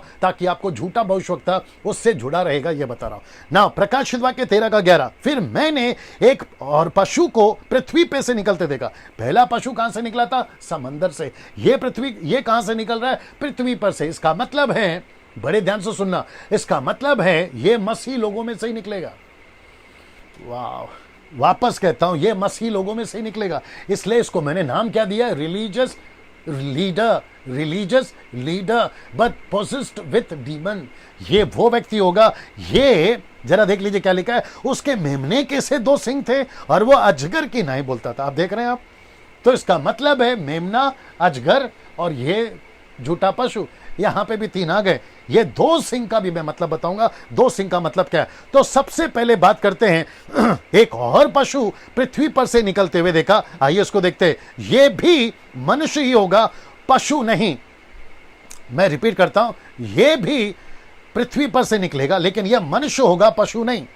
मेमने के से 2 सिंह, एक सिंह संसार के लिए और दूसरा सिंह शैतान के लिए। मैं रिपीट करता हूं, एक सिंह जिसको कहते हैं हॉर्न, एक सिंह संसार के लिए और दूसरा सिंह शैतान के लिए। इसका मतलब है, माय गुडनेस, गेट रेडी, ऐसी एक डिनोमिनेशन जिसकी तादाद 50% है। मैं नाम नहीं ले रहा हूं अभी, मैं रिपीट करता हूं, जिसकी तादाद 50% है। आप समझ गए होंगे।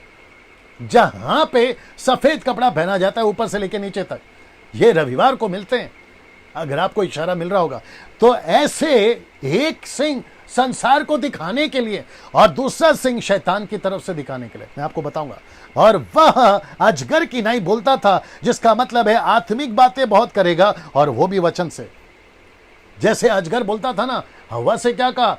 क्या लिखा है? यीशु के पास में आया, क्या लिखा है? वचन से बात करता था, ये वचन को जानता है लूसीफर। तो ये जो झूठा प्रॉफिट है ना, ये भी वचन से बात करेगा और पब्लिक को लगेगा, लोगों को लगेगा कितना आत्मिक है। और मैं आपको बताऊं, ऐसा झूठा मसीह ऑलरेडी अभी एग्जिस्ट कर रहा है दुनिया में, जिसका जिक्र यीशु ने किया, मैं आपको बताऊंगा। लेकिन ये चित्र देख लीजिए, इसके 2 सिंग कैसे हैं, ये देखिए जी। मैं कुछ सेकंड तक इसको रख रहा हूं जी दोस्तों। वाह! अब आप पूछोगे डैनियल भाई, ये आपके यूहन्ना की किताब में है, तो क्या इसको किसी और ने भी देखा था?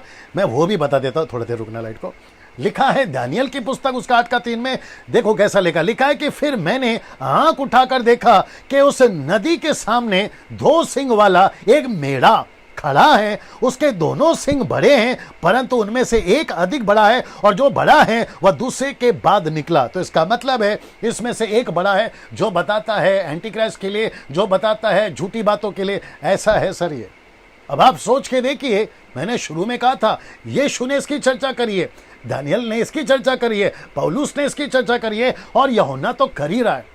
तो इसका मतलब है, अगर ये सब इतना बोल रहे हैं, तो इसका मतलब है ये सब पृथ्वी पर घटने जा रहा है। मेरे हिंदू भाई, आपको हम यीशु का प्रचार करते हैं, आपको समझ में नहीं आता। मेरे मुस्लिम भाई, आपको हम प्रचार करते हैं, आपको समझ में नहीं आता। आप कहते हैं हम तो ईसाइयों का प्रचार कर रहे हैं, हम तो क्रिश्चियन रिलीजन्स का प्रचार कर रहे हैं, हम कन्वर्ट कर रहे हैं। मेरे दोस्त, अगर ऐसी बात होती तो हम शायद चुप भी हो जाते, लेकिन ये ऐसी बात नहीं है। ऐसी कोई घटना पृथ्वी पे घटेगी, एंटी क्राइस्ट आएगा, लूसीफर आएगा, इब्लीस आएगा, और बड़ा बड़ा खतरनाक दिन आएगा। उससे आपको बचाने के लिए यीशु का प्रचार करते हैं। नहीं तो हम पागल थोड़ी है ना, आपके घर के बाहर बेल बजाते बैठे और ऊपर से गालियां खाते बैठे। जब हम प्रचार करते तो फेसबुक के ऊपर ना जाने कितने, एक वक्त था हम अपने बाप की नहीं सुनते थे, आजकल आपकी सुनते बैठे। उसका सबका कारण एक ही है कि हम यहां अभी नम्र हैं, ताकि आपको अकल आए और आप प्रभु को जान सके। नहीं तो आपको जवाब देने में कितना टाइम लगेगा। जो उल्टी सीधे कमेंट्स करते हैं फेसबुक पर हो या यूट्यूब पर हो, मैं उनकी बात कर रहा हूं जो मसीह को नहीं मानते। आप गालियां लिखते हैं, ना जाने कैसी कैसी गालियां। हम तुमको नहीं दे सकते गालियां, हम बिल्कुल दे सकते हैं। तुम हमको मारने की धमकी देते हो, हम नहीं तुम्हारे घर पर आकर कर सकते हैं। मेरा 25-26 साल का जीवन अगर आपको बताऊं तो आपकी तो हवा निकल जाएगी और पैंट ढीला हो जाएगा। अगर वैसे आ जाए तो आपको तो समझ में आ जाएगा कि डैनियल राज क्या चीज है। लेकिन हम वो सब बर्दाश्त करते हैं ताकि आपको अकल आए। यीशु चुटकी में मसल सकता था। पतरस को कहा था, मैं एक अगर आवाज दूं, 12 पलटन एंजल्स नीचे आ सकते हैं। पतरस क्या तलवार चला रहा है? पतरस को उसने कहा, यीशु की ये हैसियत थी। आज हमारी भी कम नहीं है, लेकिन मसीह के चलते क्या कहा यीशु ने, एक गाल पे मारे तो दूसरा दे दो। उसके चलते हम चुप बैठे और इसमें तुम्हारी भलाई है। अगर अभी नहीं सुधरे, गई भैंस पानी में। न्याय के दिन वो सभी जो उल्टा सीधा कमेंट्स करते, दोस्त आप मेरे ठीक बगल में खड़े रहोगे, यानी कि लेफ्ट लाइन में मैं खड़ूंगा, राइट के लाइन पे स्वर के जाने वाले। तब तुम्हारी तरफ देखूंगा और बताऊंगा कि जब तुमको प्यार से समझाते थे, तुमको समझ में नहीं आती थी बात। ये सारी चीजें क्यों बता रहे? क्योंकि ऐसा कुछ होने पर है। ये देख लो, ऐसा कुछ होने पर है ना। वापस लाइट ऑन करिए जी। मत्ती की किताब उसका 7 का 15 से 16 में ऐसा यीशु ने क्या कहा था, उसको भी देख लीजिए। लिखा है, झूठे भविष्यवक्ताओं से सावधान। इसका मतलब है यीशु ने झूठा भविष्यवक्ता किसको कहा? उसी को कहा जिसका फोटो आप अभी देख चुके हैं। लिखता है, भेड़ों के भेष में तुम्हारे पास आते हैं, परंतु अंतर में फाड़ने वाले भेड़िए। उनके फलों से तुम उन्हें पहचान लोगे। क्या झाड़ियों से अंगूर और उटकुटारों से अंजीर आते हैं या तोड़ा जाते हैं? इसका मतलब है यीशु यहां पर कह रहा है कि ऐसा कोई झूठा भविष्यवक्ता आएगा। तब हम पढ़ते थे, नहीं समझ में आया, हमको लगता था किसी और की भी बात हो रही है, हालांकि उनकी भी बात हो रही है, लेकिन यीशु इंडिकेट कर रहे थे उसके बारे में, जिसका फोटो आपने देखा ना। अभी इसको देख लीजिए, लाइट बंद करना है तो देख लो जी। सब ठीक है? ओके ना। ये फोटो देख लीजिए, ये ड्रेस देख लीजिए आप, और साथ ही साथ ये भी देख लीजिए आप। इनकी तादाद 50% है। और जिसको मैं कह रहा था ना कि 2 सिंह, तो एक है संसार के लिए और दूसरा है शैतान के लिए। अब आपको थोड़ा सा सिग्नल मिल गया होगा ये चित्र देखकर। तो ऐसे रूप, ऐसे खाल में, ऐसे कपड़ों के साथ, और आजकल तो कुछ पेंटिकॉस्टल वालों ने भी ऐसे कपड़े पहनना शुरू कर दिया। और मुझे नहीं पता वो कपड़ा क्यों पहनते हैं। यार तुम साबित क्या करना चाहते हो? कपड़ा पहन के साबित करना चाहते हो, या लंबी सी क्रॉस लटका कर साबित करना चाहते हो कि तुम ईसाई हो? अगर साबित ही करना है तो अपने आचरण से करो, अपने कैरेक्टर से करो, अपने चाल चलन से करो। कपड़े से क्या साबित होता है? थोड़ा सोच के देखिए आप लोग कहाँ ले जा रहे हो मसीहत को ना। मैंने कुछ लोगों से बात भी करी जो आजकल अचानक से नाम रखता था कुछ और, फिर हम उसको भाई बुलाते थे, हम उसको पास्टर बुलाते थे, अचानक से फेसबुक पे फोटो देखा बंदा बिशप बन गया। मैंने कहा क्या बात है बिशप भाई, आप तो पूरा का पूरा चेंज हो गए। बोलते हैं वक्त के हिसाब से चलना पड़ता है। तो अब तुम अपने नाम के आगे बिशप डालकर तुम क्या साबित करना चाहते हो? ऐसा कुछ थोड़ा सोच के देखिए हम कहाँ जा रहे हो। अब आप लोगों को तकलीफ भी हो रही होगी, साथ में गुस्सा भी आ रहा होगा, वो तुम तक ही रखो, मेरे तक मत लेकर आओ ना। इसको देखिए, ऐसे 50% लोग पूरी दुनिया में जो है कार्य कर रहे हैं, जिनको कहा जाता है पीस मेकर्स, शांति की बातें करते हैं। कनेक्शन करूंगा मैं थोड़ा थोड़ा ना। ये चित्र देख लीजिए, लाइट लगाना तो लगा लो। ये चित्र देख लीजिए, एक तरफ है भेड़िया और दूसरी तरफ है भेड़। मैं रिपीट करता हूं, एक तरफ है भेड़िया और दूसरी तरफ है भेड़, वुल्फ एंड शीप। इसका जिक्र यीशु ने किया था। तो कुछ लोग ऐसे हैं मसीहत में और कुछ लोग ऐसे हैं मसीहत में। कुछ लोग ऐसा कपड़ा पहनकर आते हैं ये बनने की, ऐसा कपड़ा पहनकर आते हैं ये बनने के लिए। तो हमको पहचानना है इनको भी और हमको पहचानना है इनको भी, इसलिए ये रखा है। मसीह समाज के लिए ये बड़ा अच्छा है, पहले देख लो। मसीह समाज के लिए जो भेड़िया, वो संसार के लिए भेड़। दूसरा, जो मसीह समाज के लिए भेड़ है वो संसार के लिए भेड़िया। आप पहले इसको देख लीजिए, समझा देता हूं। मसीह समाज के लिए भेड़िया, वो संसार के लिए भेड़ है। मतलब जिसको हम कहते हैं ये वुल्फ है, संसार उसको क्या कहते हैं मालूम है? वो भेड़िया है। लेकिन हमारी नजर में और हमारे लिए मसीह समाज के लिए वो भेड़िया है। अब इसको दूसरा देखो, मसीह समाज के लिए जो भेड़िया है, क्षमा करें, जो भेड़ है वो संसार के लिए भेड़िया है। इसका मतलब है जिसको हम भेड़ कहते हैं, शीप कहते हैं, संसार उसको भेड़िया कहती है, यानी मुझको और आपको भेड़िया कहती है। कमेंट्स बॉक्स पे तो यही लिखा जाता है। तो इसका मतलब है, मैंने ये क्यों लिखा है, आप मसीह समाज के लिए भेड़िया, संसार के लिए भेड़, मसीह समाज के लिए भेड़, संसार के लिए भेड़िया। आगे आप समझ गए होंगे। यूहन्ना, पहला यूहन्ना उसका 2:22 का कहता है, झूठा कौन है? बड़े ध्यान से सुनना, झूठा कौन है? कौन से लोग झूठे हैं, कौन से लोग झूठे फॉल्स प्रॉफिट है, वो बता रहा हूं। केवल वह जो यीशु को मसीह होने का इनकार करता है, और मसीह का विरोधी वही है जो पिता का पुत्र का इनकार करता है। पहला यूहन्ना 4:3 क्या कहता है वो भी देख लीजिए। कहता है, जो कोई आत्मा यीशु को नहीं मानती वो परमेश्वर की ओर से नहीं है। फिर कहता है, वही तो मसीह का विरोधी की आत्मा है, जिसकी चर्चा तुम सुन चुके हो कि वो आने वाला है। अब इसको देखो, वरन अब भी जगत में है। तो ऐसे एंटी क्राइस्ट, लाइट बंद करो, ऐसे एंटी क्राइस्ट और ऐसे झूठे भेड़िए अभी भी जगत में है, अभी भी जगत में है। इनको पहचानना होगा, इन सब को पहचानना होगा, इन सब को पहचानना होगा, इनको पहचानना होगा, इनको पहचानना होगा। और फिर वचन कहता है, कौन कहता है वो झूठा है जो नहीं मानती, लाइट ऑन कर लो, जो यीशु मसीह की तरफ से आया। तो इसका मतलब है कि जो कोई, वो चाहे कोई भी हो, आप किसी भी डिनोमिनेशन को, अगर आप ये नहीं मानते कि यीशु परमेश्वर की ओर से हो, तुम झूठे हो, तुम झूठे हो। तुम कोई भी रिलीजियस से हो, तुम कोई भी डिनोमिनेशन से हो, तुम कहीं से भी हो, देसी हो विदेशी हो, आप जो भी हैं, अगर आप यीशु को नहीं मानते, आप झूठे भविष्यवक्ता की या एंटी क्राइस्ट की लिस्ट में हो।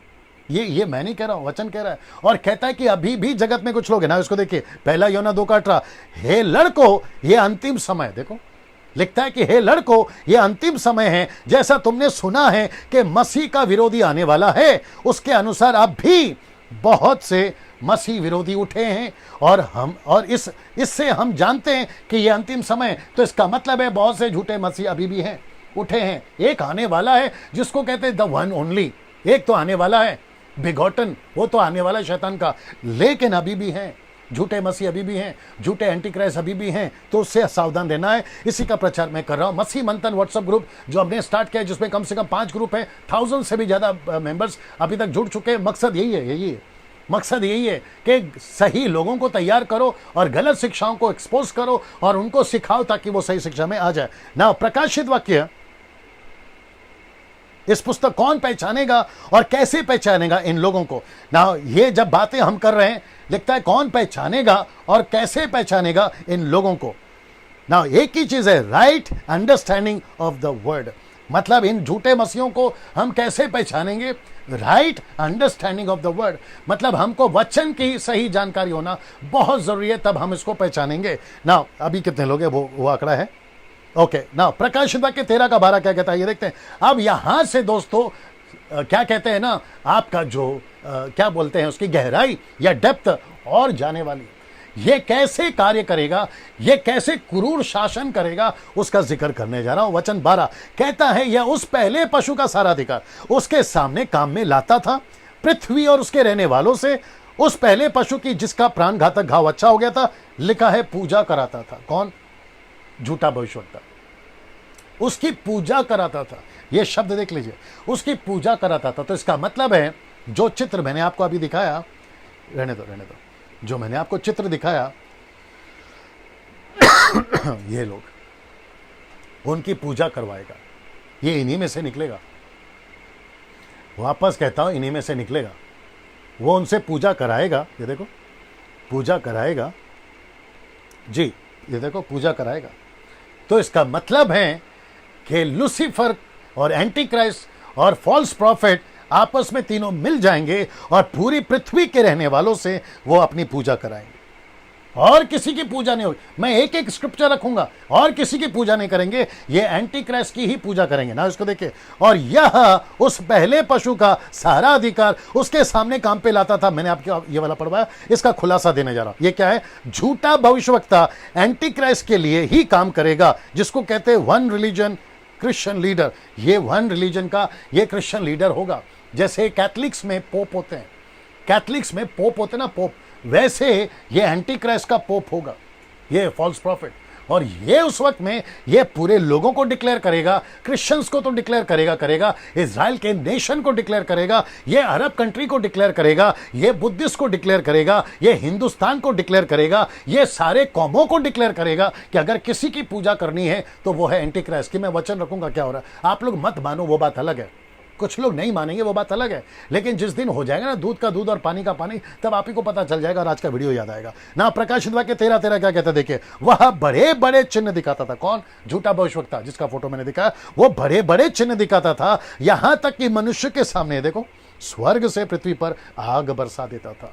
पृथ्वी पर आग बरसा सकता है ये आदमी, ये इतना पावरफुल था ना। इसको देखिए, दूसरा थिस्सलुनीके, मैं आपको कनेक्ट कर रहा हूं, देखो दूसरा थिस्सलुनीके दूसरा अध्याय वचन 10 से 12 तक में सलोमी आपको पढ़ना है जी। जी, और नाश होने वालों के लिए अधर्म के सब प्रकार के धोखे के साथ होगा, क्योंकि उन्होंने सत्य के प्रेम को ग्रहण नहीं किया जिससे उनका उद्धार होता, और इसी कारण परमेश्वर उनमें एक भटका देने वाली सामर्थ को भेजेगा ताकि वे झूठ की प्रतीति करे, और जितने लोग सत्य की प्रतीति नहीं करते वरन अधर्म से प्रसन्न होते हैं, सब दंड पाए।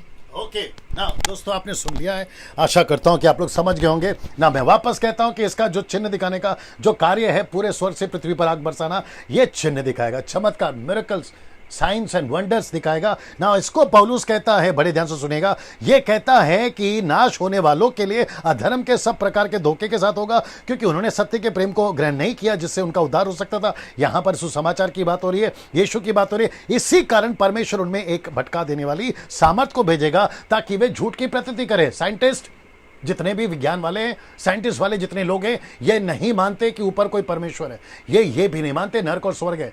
उनके ऊपर दया आती है, उनके ऊपर दया आती है, तरस आता है। वो इसलिए क्योंकि ये यहां फंस जाएंगे, ये यहां फंस जाएंगे। मैं आपको एक और बताता हूं, खैर हम तो नहीं रहेंगे पृथ्वी पर, लेकिन उस वक्त में डिक्लेयर हो जाएगा, न्यूज में डिक्लेयर हो जाएगा कि साइंटिस्ट लोगों ने मान लिया कि एक ईश्वर होता है, लेकिन वो गलत ईश्वर को मान बैठेंगे और उसका नाम है एंटी क्राइस्ट। ये डंके की चोट पे बोल रहा हूं आपको, 100% नहीं, 1,00,000% ये कंफर्म कर देंगे वो लोग। सारी रिसर्च करने के बाद में एक ऐसा लास्ट में एक ऐसा फाइनल स्टेटमेंट आएगा कि साइंटिस्ट वालों ने कबूल कर लिया है कि ईश्वर होता है, और साथ ही साथ नास्तिक, एथिक जिसको कहते हैं, नास्तिक ईश्वर को नहीं मानते, वो तक डिक्लेयर कर देंगे कि अब हम नास्तिक नहीं रहे, हम भी किसी की भक्ति कर रहे हैं, और वो है एंटी क्राइस्ट की। इसलिए लिखा है कि भटका देने वाली आत्मा परमेश्वर भेजेगा ताकि वो झूठ की प्रतीति करें। इसलिए जितनी जल्दी हो सकता है सुधर जाओ। मैं वापस कहता हूं, तुम्हारा बड़ा भाई, छोटा भाई, दोस्त की हैसियत से, या फिर जो भी आप समझना चाहो उसके वसीले से कह रहा हूं कि जितनी जल्दी हो सकता है सुधर जाओ, नहीं तो ये दिन में आप जैसे तैसे फंसोगे ही, और तब तक बहुत देर हो जाएगी भैया, तब तक बहुत देर हो जाएगी। आजकल मैं न्यूज सुन रहा हूं कोरोना वायरस के बारे में, जो कि कुछ लोग हल्के में लेते थे, कहते हमको नहीं होगा, अरे हमको नहीं होगा। पता चला है कि उनके गलती के चलते वो मर गए, खुद तो मरे मरे, पूरे परिवार को भी बीमार करके मरे। इतना खतरनाक। ये वायरस को हल्के में लिया, वैसे ही उससे लाख गुना खतरनाक एंटी क्राइस्ट को हल्के में नहीं लेना, इसके राज्य को हल्के में नहीं लेना। मैं मसीहों से भी कहना चाहता हूं, आपको जीसस क्राइस्ट, आपको आदत लग गई होगी, पास्टरों को बच्चों आपको आदत लगी, मेरा बाप पास्टर है हम तो सुरक्षित रहेंगे, मेरा बाप पास्टर है, हमारा बाप पास्टर चर्च चलाता है, हमको कोई तकलीफ नहीं होगी। ऐसे बहुत हल्के में आपने यीशु को लिया। मैं आपको कहना चाहता हूं, आप भी गंभीर हो जाइए, मैं रखूंगा लास्ट में उसको। चर्च के लोगों ने मजाक में लिया, यीशु को मजाक में लिया, वर्शिपरों ने मजाक में लिया, प्रीचरों ने मजाक में लिया, टीचरों ने मजाक में लिया। आपको गंभीर होना होगा। इसलिए मैंने पहले बताया था कि 40 साल का जंगल का जीवन का सफर इजरायलियों का एक सबक के रूप में है। वैसे 13वां अध्याय एक सबक के रूप में, अगर इसे सबक नहीं लिया तो फिर खत्म हो गया सब ना। वापस मैं कहता हूं कि भटका देने वाले आत्मा भेजेगा, वो झूठ की प्रतीति करेंगे लेकिन दंड पाएंगे ना। इसको देख लीजिए, यहां कुछ हुआ था। अब आप ये पिक्चर देखकर पता लगा लिए होंगे, आप है मूसा, ये देखो डंडा उसके हाथ में, और यहां है फिरौन का राजा। इन दोनों के बीच में एक लड़ाई हुई थी जिसको मैंने लिखा है मूसा का परमेश्वर वर्सेस मिस्र के जादूगर। मैं रिपीट करता हूं, मूसा का परमेश्वर के वर्सेस मिस्र के जादूगर, गॉड्स वर्सेस इजिप्ट म्यूजिशियंस, आप ऐसा भी बोल सकते हैं। ये ऐसा है। क्या हुआ था आपके बीच में रखने जा रहा हूं। आप सभी को पता है कि मूसा यानी उसके बड़े भाई मूसा ने लकड़ी फेंकी और सांप बन गया। तो इस व्यक्ति ने क्या किया, मैं कनेक्ट क्या कर रहा हूं कि जादू किस लेवल का है, मैं कनेक्ट क्या कर रहा हूं जादू टोना किस लेवल का है, मैं कनेक्ट क्या कर रहा हूं कि अंत के दिनों में चमत्कार किस लेवल पे होंगे, मैं उसको कनेक्ट कर रहा हूं। आइए देखते हैं निर्गमन की किताब उसका 7 का 11 से 12। तब फिरौन ने पंडितों और टोना करने वालों को बुलवाया। मिस्र के जादूगर ने आकर अपने अपने तंत्र मंत्र से वैसा ही किया। उन्होंने भी अपनी अपनी लाठी को डालकर वे भी अजगर बन गए। तो जब उन्होंने लाठी फेंका तो वो भी अजगर बन गए, मतलब सांप बन गए। अब इसको देखिए, पर हारून की लाठी उनकी लाठियों को निगल गए, मतलब हारून का सांप ने जादूगर के सांप को निगल गया। अब इसको देखिए 7 का 22 का कहता है, तब मिस्र के जादूगर ने भी अपने तंत्र मंत्र से वैसा किया, मतलब उन्होंने नील नदी को लाल बना दिया। किसने? जादूगरों ने। तो जादूगर का लेवल, दुष्ट आत्माओं का लेवल अभी किस लेवल तक है ये आप ओल्ड टेस्टमेंट में देख चुके हैं। मैं न्यू टेस्टमेंट का भी दिखा देता हूं। फिर बात करते हैं प्रेरितों की किताब उसका 8वां अध्याय वचन 9 से 13। एक ऐसा व्यक्ति, आइए उसको पढ़ते हैं। एक ऐसा व्यक्ति जिसका नाम है शिमोन, ये जादूगर था। आइए सुनते हैं जी। इससे पहले उस नगर में शमौन नामक एक मनुष्य था जो जादू टोना करके सामरिया के लोगों को चकित करता और अपने आप को एक बड़ा पुरुष बताता था। छोटे से बड़े तक सब उसका सम्मान करते, कहते थे यह मनुष्य परमेश्वर की वह शक्ति है जो महान कहलाती है। उसने बहुत दिनों से उन्हें अपने जादू के कामों से चकित कर रखा था, इसीलिए वे उसको बहुत मानते थे। परंतु जब उन्होंने फिलिप्पुस का विश्वास किया जो परमेश्वर के राज्य और यीशु के नाम का सुसमाचार सुनाता था, तो लोग क्या पुरुष क्या स्त्री बपतिस्मा लेने लगे। तब शमौन ने स्वयं भी विश्वास किया और बपतिस्मा लेकर फिलिप्पुस के साथ रहने लगा। वह चिन्ह और बड़े बड़े सामर्थ के काम होते देखकर चकित होता था। ओके, तो इसका मतलब है दोस्तों, जैसे आपने यहाँ पे जादू होते देखा ना, यहाँ पे वैसे ही फिलिप के टाइम पे भी 2 कैरेक्टर थे। एक था फिलिप और दूसरा था शिमोन जादूगर। तो फिलिप भी चमत्कार करता था परमेश्वर की सामर्थ से, ये चमत्कार करता था, चिन्ह दिखाता था शैतान की ताकत से, लेकिन ये यहाँ फेल हो गया और फिर अपने सरेंडर किया और अपना जीवन प्रभु को दिया। तो सोच के देखो किस लेवल का जादू टोना ओल्ड टेस्टमेंट में, किस लेवल का जादू टोना न्यू टेस्टमेंट में, ये रख रहा हूं आपके बीच में, और किस लेवल का जादू टोना अभी वर्तमान में, और चौथा किस लेवल का जादू टोना अंत के दिनों में होगा। आप सोच नहीं सकते। और वैसे ही जादू और वैसे ही टोना और वैसे ही चिन्ह चर्च में भी घुस रहे हैं। अब मैं कुछ चीजें बोलने जा रहा हूं, बड़े ध्यान से सुनिएगा। कुछ प्रचारक पानी को अचानक से प्रार्थना करके मीठा बना रहे, जो कि वीडियो भी चला है, बहुत सारा यूट्यूब पे वीडियो चला है। कहते हैं कि देखो हमने पानी को मीठा बना दिया, जैसे शादी में काना में यीशु मसीह ने पानी को दाखरस बनाया, वैसे हमने मीठा बनाया। तो मैं पूछूंगा भाई, आपने मीठा बनाया, परमेश्वर ने बोला नंबर 1, आपने मीठा क्यों बनाया, पर्पस बताइए, नंबर 2, नंबर 3 किसकी सामर्थ्य से बनाया। ये अगर पूछें आपसे, आप तो खत्म हो जाओगे। फिर कहते हैं हमारे हाथ में डस्ट आता है गोल्ड का, ये कहां से आ रहा है। फिर कहते हैं हमारे हाथ में तेल दिखता है, ये कहां से आ रहा है। फिर कहते हैं हाथ में जो है गीला हो गया, पानी आ रहा है, ये कहां से आ गया। ये भी प्रश्न पूछूंगा। क्या ऐसी कोई एक्टिविटीज बाइबल सपोर्ट करती है? ऐसे सारे सुपरनैचुरल चीजों को आपको 3 एंगल से एक्सेप्ट करना है। अगर वो 3 एंगल में ये फिट होते तो एक्सेप्ट करो। सबसे पहला, क्या वचन सपोर्ट करता है? दूसरा, क्या यीशु मसीह ने इसका अलाउ किया है, या यीशु ने कभी घटना को कहा है या ऐसा बताया है? और तीसरा, क्या प्रेरितों ने इसकी चर्चा की है बाइबल के अंदर?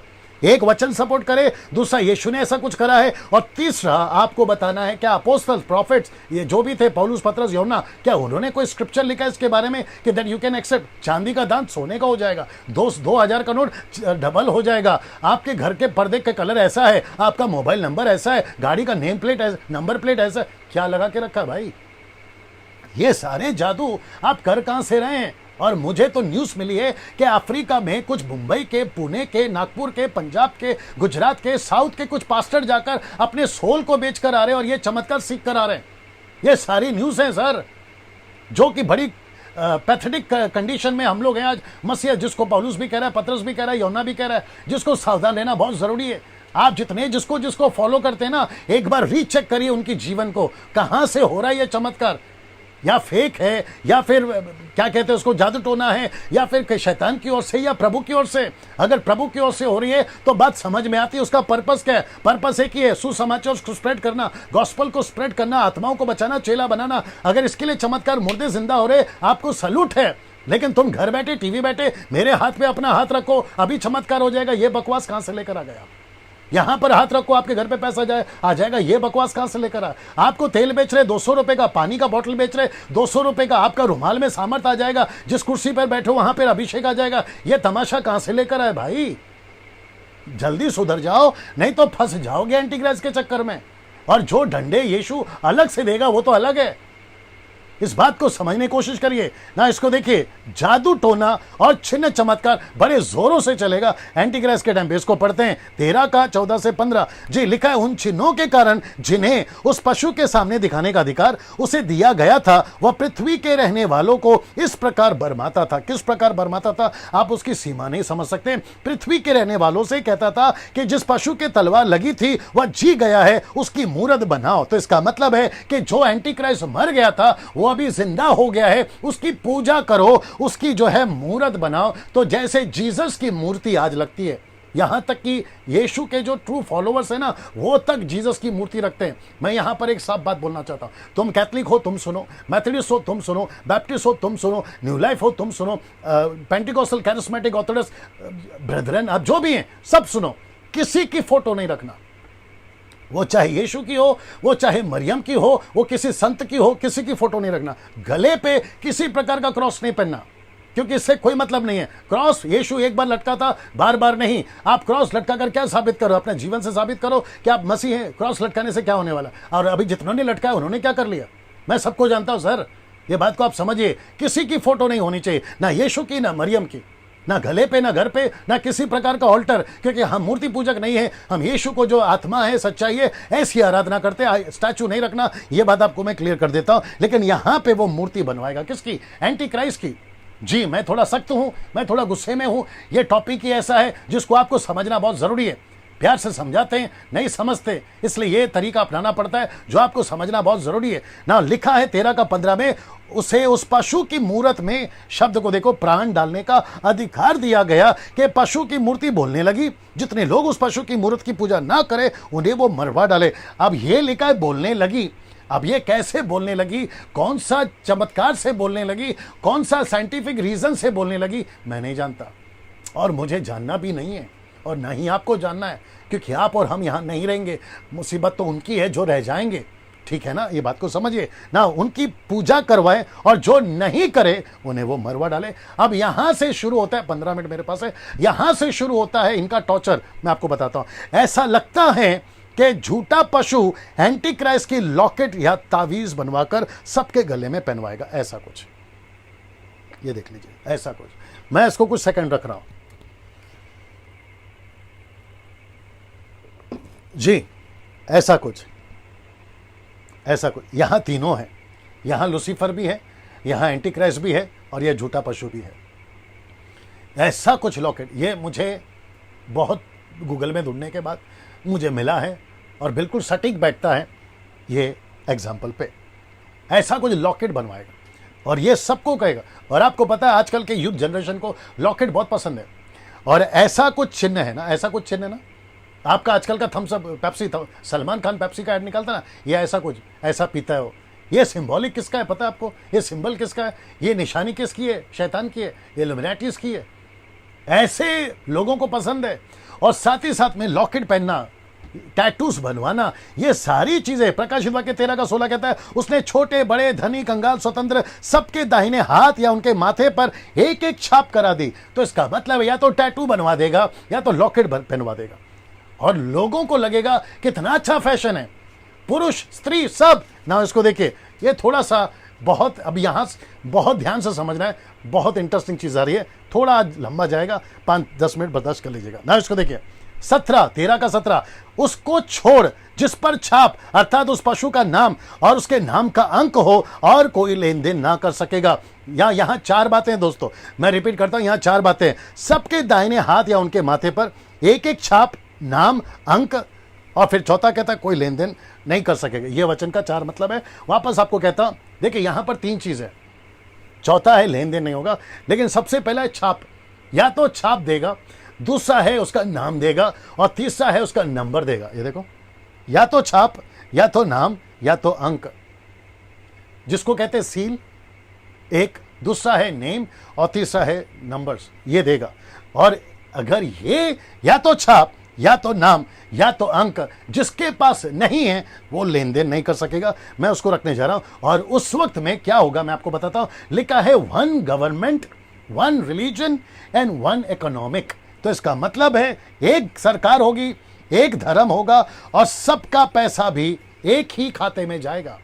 जैसे आज सबका स्टेट का पैसा अलग अलग है, सबकी राजधानी का पैसा अलग अलग है, सबका अपना अपना क्या बोलते हैं ना, कैबिनेट अलग अलग है, लेकिन उन दिनों में 1 गवर्नमेंट, 1 रिलीजन एंड 1 इकोनॉमिक। तो सोच के देखिए कि ऐसे टाइम पे अगर आपको बिजनेस करना है, वो छोटा हो या बड़ा, रेस्टोरेंट खोलना है छोटा हो या बड़ा, आपको कुछ भी शॉपिंग मॉल खोलना है, कुछ भी, आपको सबका परमिशन लेना होगा, और बिना स्टैंप और बिना छाप और बिना नंबर के लेन देन नहीं कर सकते। ऐसा समय पर छाप, नाम, अंक लेना जरूरी होगा। ये देखो, ऐसे टाइम पे ये लेना जरूरी होगा ना। अगर आपको याद होगा उत्पत्ति की किताब में 11वें अध्याय में 8 से 10 तक में, यह व्यक्ति का नाम शायद आपने कभी सुना होगा, इसका नाम है निम्रोद। ये वो व्यक्ति था जिसने ये टावर बनाए, ये जिसने टावर बनाए, जिसको कहते हैं बेबीलोन, ये टावर बनाए। और आपको पता है यहां पर भी क्या चलता था? यहां पर यही चलता था, 1 गवर्नमेंट, 1 रिलीजन एंड 1 इकोनॉमिक। यहां पे तो निम्रोद ने कहा था हम एक परमेश्वर, एक रिलीजन और एक ये लेकर चलेंगे। और इनका कॉन्सेप्ट था कि इस तरीके से हम पूरी पृथ्वी पे फैल जाएंगे, ये कॉन्सेप्ट था। तो यही कॉन्सेप्ट शैतान ने अडॉप्ट किया। मैं आपको बता चुका हूं कि बेबीलोन, ये जो है फरास नदी के पास में, सारा खेल यहीं से बिगड़ रहा है, जो कि 17वें 18वें अध्याय में वापस आएगा ये नदी, मैं उसकी जिक्र करूंगा। तो इसका मतलब है कि जैसे यहां पर हुआ था 1 गवर्नमेंट, 1 रिलीजन एंड 1 इकोनॉमिक, वापस से यही एंटीक्राइस्ट यहां पर करेगा, सीधा ये वापस करेगा। यहां पर सिर्फ नाम बदल जाएगा, ये निम्रोद है और वो एंटीक्राइस्ट हो जाएगा ना। जो छाप नहीं लेगा वह दोषद्रोही होगा। मैं रिपीट करता हूं कि जो छाप नहीं लेगा वो देश विरोधी हो जाएगा, यानी कि उसको एंटीक्राइस्ट घोषित कर दिया जाएगा, उसको आतंकवादी घोषित कर दिया जाएगा। और संविधान में और कॉन्स्टिट्यूशन जिसको कहते हैं इंग्लिश में, एक ऐसा बना दिया जाएगा कि आपको स्टैंप लेना ही है, आपका हर चीज 666 से जुड़ा होगा, आपका हर चीज 666 से जुड़ा होगा। Bank account, passport, Aadhaar card, ration card, ATM card, उसमें सब दिख रहा है। वहां सब ठीक है कि कुछ है उल्टे सीधे लोग? ठीक है, मैं वापस आता हूं कि ऐसा कॉन्स्टिट्यूशन आ जाएगा, संविधान आ जाएगा, जहां पर डिक्लेयर कर दिया जाएगा अगर जो एंटीक्राइस्ट का छाप नहीं लेगा, 666 या तो छाप, या तो अंक, या तो नंबर, जो नहीं लेगा उसको जो है देशद्रोही घोषित कर दिया जाएगा। ऐसी धारा लग जाएगी ना। ये सारी चीजें आपको समझना होगा। एक्टर्स, पॉलिटिशियंस, सपोर्ट्स, क्षमा करें, स्पोर्ट्स पीपल, ये सभी इस एंटीक्राइस्ट को प्रमोट करेंगे। इनके ऊपर गाने बनेंगे, इनके ऊपर इनके नाम का टैटू बनेगा, इसके ऊपर फिल्में बनेगी। लेकिन ये सब कुछ होगा सिर्फ 3.5 साल, ये सब कुछ होगा सिर्फ 3.5 साल के लिए। मैं रिपीट करता हूं, एक्टर सपोर्ट करेंगे, पॉलिटिशियन सपोर्ट करेंगे, स्पोर्ट्स पीपल सपोर्ट करेंगे, जो है उनकी प्रोमो बनाएंगे, या फिर साथ ही साथ में ये इनकी टैटूज बनेगी, फिल्में बनेंगे, इनके ऊपर गाने बनेंगे। न्यूज चैनल पर एंटी क्राइस्ट को हीरो बनाया जाएगा। आप सोच नहीं, आज हीरो कौन है? स्पाइडरमैन। आज आप बच्चे किसको पसंद करते हैं? ही मैन। किसको पसंद करते हैं? सुपरमैन। किसको पसंद करते हैं? बैटमैन। ये सारे जो है ना कार्टून्स, उस वक्त में ये सब ऐसे गायब हो जाएंगे। तो एक ही हीरो चलेगा, एक ही, ना अमिताभ बच्चन ना सलमान खान, एक ही हीरो चलेगा, एंटी क्राइस्ट। अब आप सोच के देखिए उस लेवल का ये लेकर जाएगा ना। इसको देखिए, एंटी क्राइस्ट का क्रूर शासन, जिसको कहते हैं कोई लिमिट नहीं होगी, ऐसा शासन दानियल के नजरिए से, मतलब द बुक ऑफ डैनियल के नजरिए से। आइए देखते कैसे ना। सलोमी इसको पढ़िए जी, इसको पढ़िए 8 का 23 से 25 तक मैं आपके लिए पढ़वा रहा हूं जी दोस्तों। और उन राज्यों के अंत समय में जब अपराधी पूरा बल पकड़ेगा, तब क्रूर दृष्टि वाला और पहली बूझने वाला एक राजा उठेगा। उसका सामर्थ्य बड़ा होगा, परंतु उस पहले राजा का सा नहीं, और वह अद्भुत रीति से लोगों को नाश करेगा और सफल होकर काम करता जाएगा और सामर्थियों और पवित्र लोगों के समुदाय को नाश करेगा। उसकी चतुराई के कारण उसका छल सफल होगा और वह मन में फूल कर निडर रहते हुए बहुत लोगों को नाश करेगा। वह सब हाकिमों के हाकिम के विरुद्ध भी खड़ा होगा, परंतु अंत को वह किसी के हाथ से बिना मार खाए टूट जाएगा। ओके, तो इसका मतलब है कि दोस्तों एंटी क्राइस्ट का जो राज्य है ना, देखो क्या लिखा, मैं आपके लिए वापस से कुछ चीजें बता देता हूं। राज्य, उन राज्यों के अंत समय में, ये देखिए, जब अपराध पूरा बल पकड़ेगा, ये देखो, अपराधी पूरा बल पकड़ेगा, एंटी क्राइस्ट अपने पूरे उफान में आ जाएगा। पीक जिसको कहते हैं ना, जबरदस्त जोर में होगा। चीता है, रिछ है, शेर है, मैं आपको उसका कॉन्सेप्ट बता चुका हूं।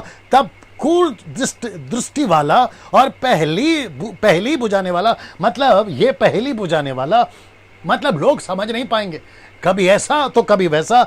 एक राजा उठेगा, सामर्थ्य बड़ा होगा, परंतु उस पहले राजा का सा नहीं, अद्भुत रीति से लोगों को नाश करेगा। सी, अद्भुत रीति से, ये शब्द पढ़ लीजिए, अद्भुत रीति से नाश करेगा ये लोगों को। कौन से लोगों को नाश करेगा? जो इसकी छाप नहीं लेते, जो इसका नंबर नहीं लेते। मुझे जितने मसीह लोग सुन रहे हैं अभी, मुंबई से, पुणे से, नागपुर से, AP, KP, MP, UP, Goa, Jammu Kashmir, Nepal, Pakistan, Sri Lanka, UK, Italy, आप जहां से देख रहे हैं सर, फिजी, ऑस्ट्रेलिया, और साथ ही साथ में वो सभी लोग जहां तक ये वीडियो पहुंचेगा यूट्यूब और फेसबुक के माध्यम से, वो अद्भुत रीति से लोगों को सताएगा। क्या इस वक्त में जब आप मुझे सुन रहे हैं, आपका जीवन ठीक है आत्मिक तौर पे? जरा चेक करिए। आपका रिश्ता प्रभु के साथ में कैसा, जरा चेक करिए। आपका जीवन, कितनी सारी बुराइयां हैं, उसको चेक करिए। क्या आज आपका मोबाइल साफ है? उसमें उल्टे सीधे पिक्चर तो नहीं है? आपका कनेक्शन कितनों के साथ में? शादीशुदा पति से बात कर रहा हो, शादीशुदा पत्नी से बात कर रहा हो, जवान लड़कों से बात कर रहा हो, जवान लड़कियों से बात कर रहा हो। आपका जीवन, आपका फोन, आपका कैरेक्टर, आपका जीवन चरित्र कैसा है, जरा एक बार चेक करिए। नहीं तो ये व्यक्ति आपको लिखा है ना, अद्भुत रीति से लोगों को नाश करेगा। फिर कहता है और सफल होकर काम करता जाएगा, मतलब वो अपने काम में सफल भी होता जाएगा। सामर्थ्य और पवित्र लोगों के समुदाय को नाश करेगा। इसका मतलब है वो चर्चेस को नहीं छोड़ेगा, वो इजराइल का चर्च हो या फिर पूरी दुनिया का, उसको नहीं छोड़ेगा, और बड़ी चालाकी से फिर। लेकिन अंत देखो क्या लिखा है कि फिर अचानक से उसका अंत भी हो जाएगा, वो खत्म हो जाएगा। वो यीशु की बात हो रही है, मैं बताऊंगा 19वें अध्याय में ना। इसको देखिए, तब वह राजा अपनी इच्छा के अनुसार काम करेगा, अपने आप को सारे देवताओं से ऊंचा और बड़ा ठहराएगा। सारे देवता, मैं इसलिए बता रहा था ना, हिंदू, मुस्लिम, सिख, ईसाई, बुद्धिस्ट, पारसी, आदिवासी, यहूदी, आप जो भी हैं, ये सारे देवताओं के ऊंचा, सारे देवताओं से ऊंचा अपने आप को करेगा। फिर तुम अपना अपना लेकर नाचते बैठना। अभी तो समझा रहे, नहीं समझ में आ रहा। उस वक्त में ये सबको लेकर सबके ऊपर अपने आप को घोषित करेगा। फिर कहता है, वरन सब देवताओं के परमेश्वर के विरुद्ध भी अनोखी बातें कहेगा। मतलब जितने देवताओं को 33 कोटि हो या 36 कोटि हो, आप जिसको लेके चलते, सारे देवताओं के परमेश्वर के विरुद्ध भी अनोखी बातें करेगा। अब आप समझ जाइए ये क्या करेगा। और जब तक परमेश्वर का क्रोध ना हो जाए, तब तक उस राजा का कार्य सफल होता रहेगा, यानी एंटी क्राइस्ट का काम सफल होता रहेगा। क्योंकि जो कुछ निश्चय करके ठाना हुआ है वह अवश्य ही पूरा होने वाला है, वह अवश्य ही पूरा होने वाला है ना। इसको देखिए, दानियल का 11 का 37, ये बहुत इंपॉर्टेंट है। लिखता है, वह अपने पुरखाओं के देवताओं की चिंता नहीं करेगा। साथ ही साथ ये इंटरेस्टिंग है, साथ ही साथ ना स्त्रियों की प्रीति की कुछ चिंता करेगा और ना कुछ। तो मुझे ऐसा लगता है, मैं शायद गलत भी हो सकता हूं, लेकिन मुझे ऐसा लगता है कि ये व्यक्ति ऐसा पुरुष है जिसको कहते हैं गे, ये औरत से शादी नहीं करेगा, क्योंकि लिखा है स्त्रियों की प्रीति से इसको कोई लेना देना नहीं, ये स्त्रियों के चक्कर में नहीं पड़ेगा, ये पुरुष से शादी करेगा, जिसको गे कहते हैं, जिसको लेस्बिन क्या कहते हैं उसको, वो शादियां जो आजकल सरकार ने भी घोषित कर दी है, ये वैसा कुछ होगा। ये वचन के वसीले से बोल रहा हूं, बाकी आप समझदार है। चिंता करेगा ना किसी देवता की, क्योंकि वह अपने आप ही को सबों के ऊपर बड़ा बनाएगा। ये देखिए, ये है आपका एंटी क्राइस्ट, आपका मतलब वचन की बात कर रहा हूं, ये है एंटी क्राइस्ट। ऐसा ना, इसको देखिए, जो एंटी क्राइस्ट को मानेगा, मतलब जो उसकी पूजा करेगा उसको मानेगा, उसके लिए भी देखो क्या लिखा है, जो कोई उसको माने उसे वह बड़ी प्रतिष्ठा देगा, मतलब वो हीरो बन जाएगा, वो फेमस हो जाएगा, बिल गेट्स बन सकता है, टाटा अंबानी की तरह लाखों करोड़ों पैसे आ सकते हैं। जो कोई एंटी क्राइस्ट की पूजा करेगा, उसको मानेगा, वह बड़ा प्रतिष्ठ हो जाएगा, मतलब फेमस हो जाएगा। ऐसे लोगों का वह बहुतों के ऊपर प्रभुता देगा और अपने लाभ के लिए देश को बांट देगा। मतलब वो अगर किसी को हीरो बनना है, एंटी क्राइस्ट की पूजा करो, हीरो बन जाओ। पैसा कमाना है, एंटी क्राइस्ट का छाप ले लो, पैसा मिल जाएगा। आप दुनिया की वो सारी तरक्की पा सकते हो, जैसे लूसीफर ने यीशु को कहा था, मुझे प्रणाम कर, सारी दुनिया दे दूं। ये देखो, ये ऐसा होगा सर ना। इसको देखिए, प्रकाशित वाक्य 13 का 18 पे आ गए। 5 मिनट मेरे पास में, मैं अभी समाप्ति पर हूं। ज्ञान इसी में है, जिसे बुद्धि हो वह इस पशु का अंक जोड़ ले, क्योंकि वह मनुष्य का अंक है और उसका अंक है 666, 666। ना दोस्तों, मैं चाहता हूं कि ये चित्र देख लो आप, ये चित्र देख लीजिए आप।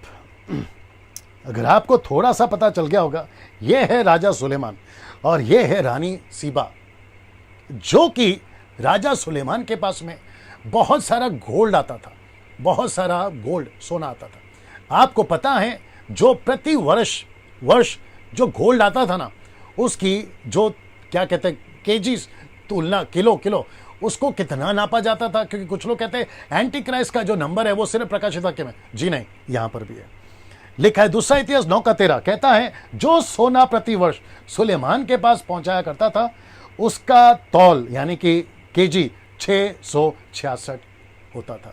666 इसका किलो है ना, 666। तो इसका मतलब है कि ये जो नंबर है 666, और कहता है कि जिसे बुद्धि हो वो अंक को जोड़ ले। मैं इसके ऊपर बहुत सारा और भी ला पा रहा था, लेकिन देखिए एक ही चैप्टर पे पूरा का पूरा 1.5 घंटा चला गया। अब आप अंदाजा लगाइए क्या मसाला इसके अंदर।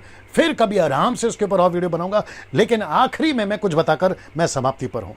ये देख लेते पहला ना, ये चित्र देख लीजिए। सबसे पहले विकारियस, ये जो शब्द है ना विकारियस फिलीदी, ये लैटिन वर्ड है। मैं वापस पढ़ देता हूं आपके लिए। विकारियस फिलीदी ये लैटिन वर्ड है जो कि रोम में चलता है, और कैथलिक जो रोम में है उनकी जो लोकल लैंग्वेज है वो लैटिन है। तो उसके पोप जो टोपी पहनते हैं, वो टोपी पर यह नाम होता है, ये नाम, ये देख लीजिए, ये नाम। और अगर इसको नंबर को, ये नंबर देख लीजिए, ये स्पेलिंग है, आपको मैंने बता दिया, विकारियस फिलीदी, ये इंग्लिश वर्ड है। और जो रोम का लेटर होता है, अगर वो कौन से लेटर कितने नंबर पर आता है, जिसका वी आता है 5 पे, आई आता है 1 पे, सी आता है 100 पे, ए आता है 00, ए 50, 10, ऐसा करते अगर आप काउंट करोगे तो इसका टोटल नंबर आता है 666।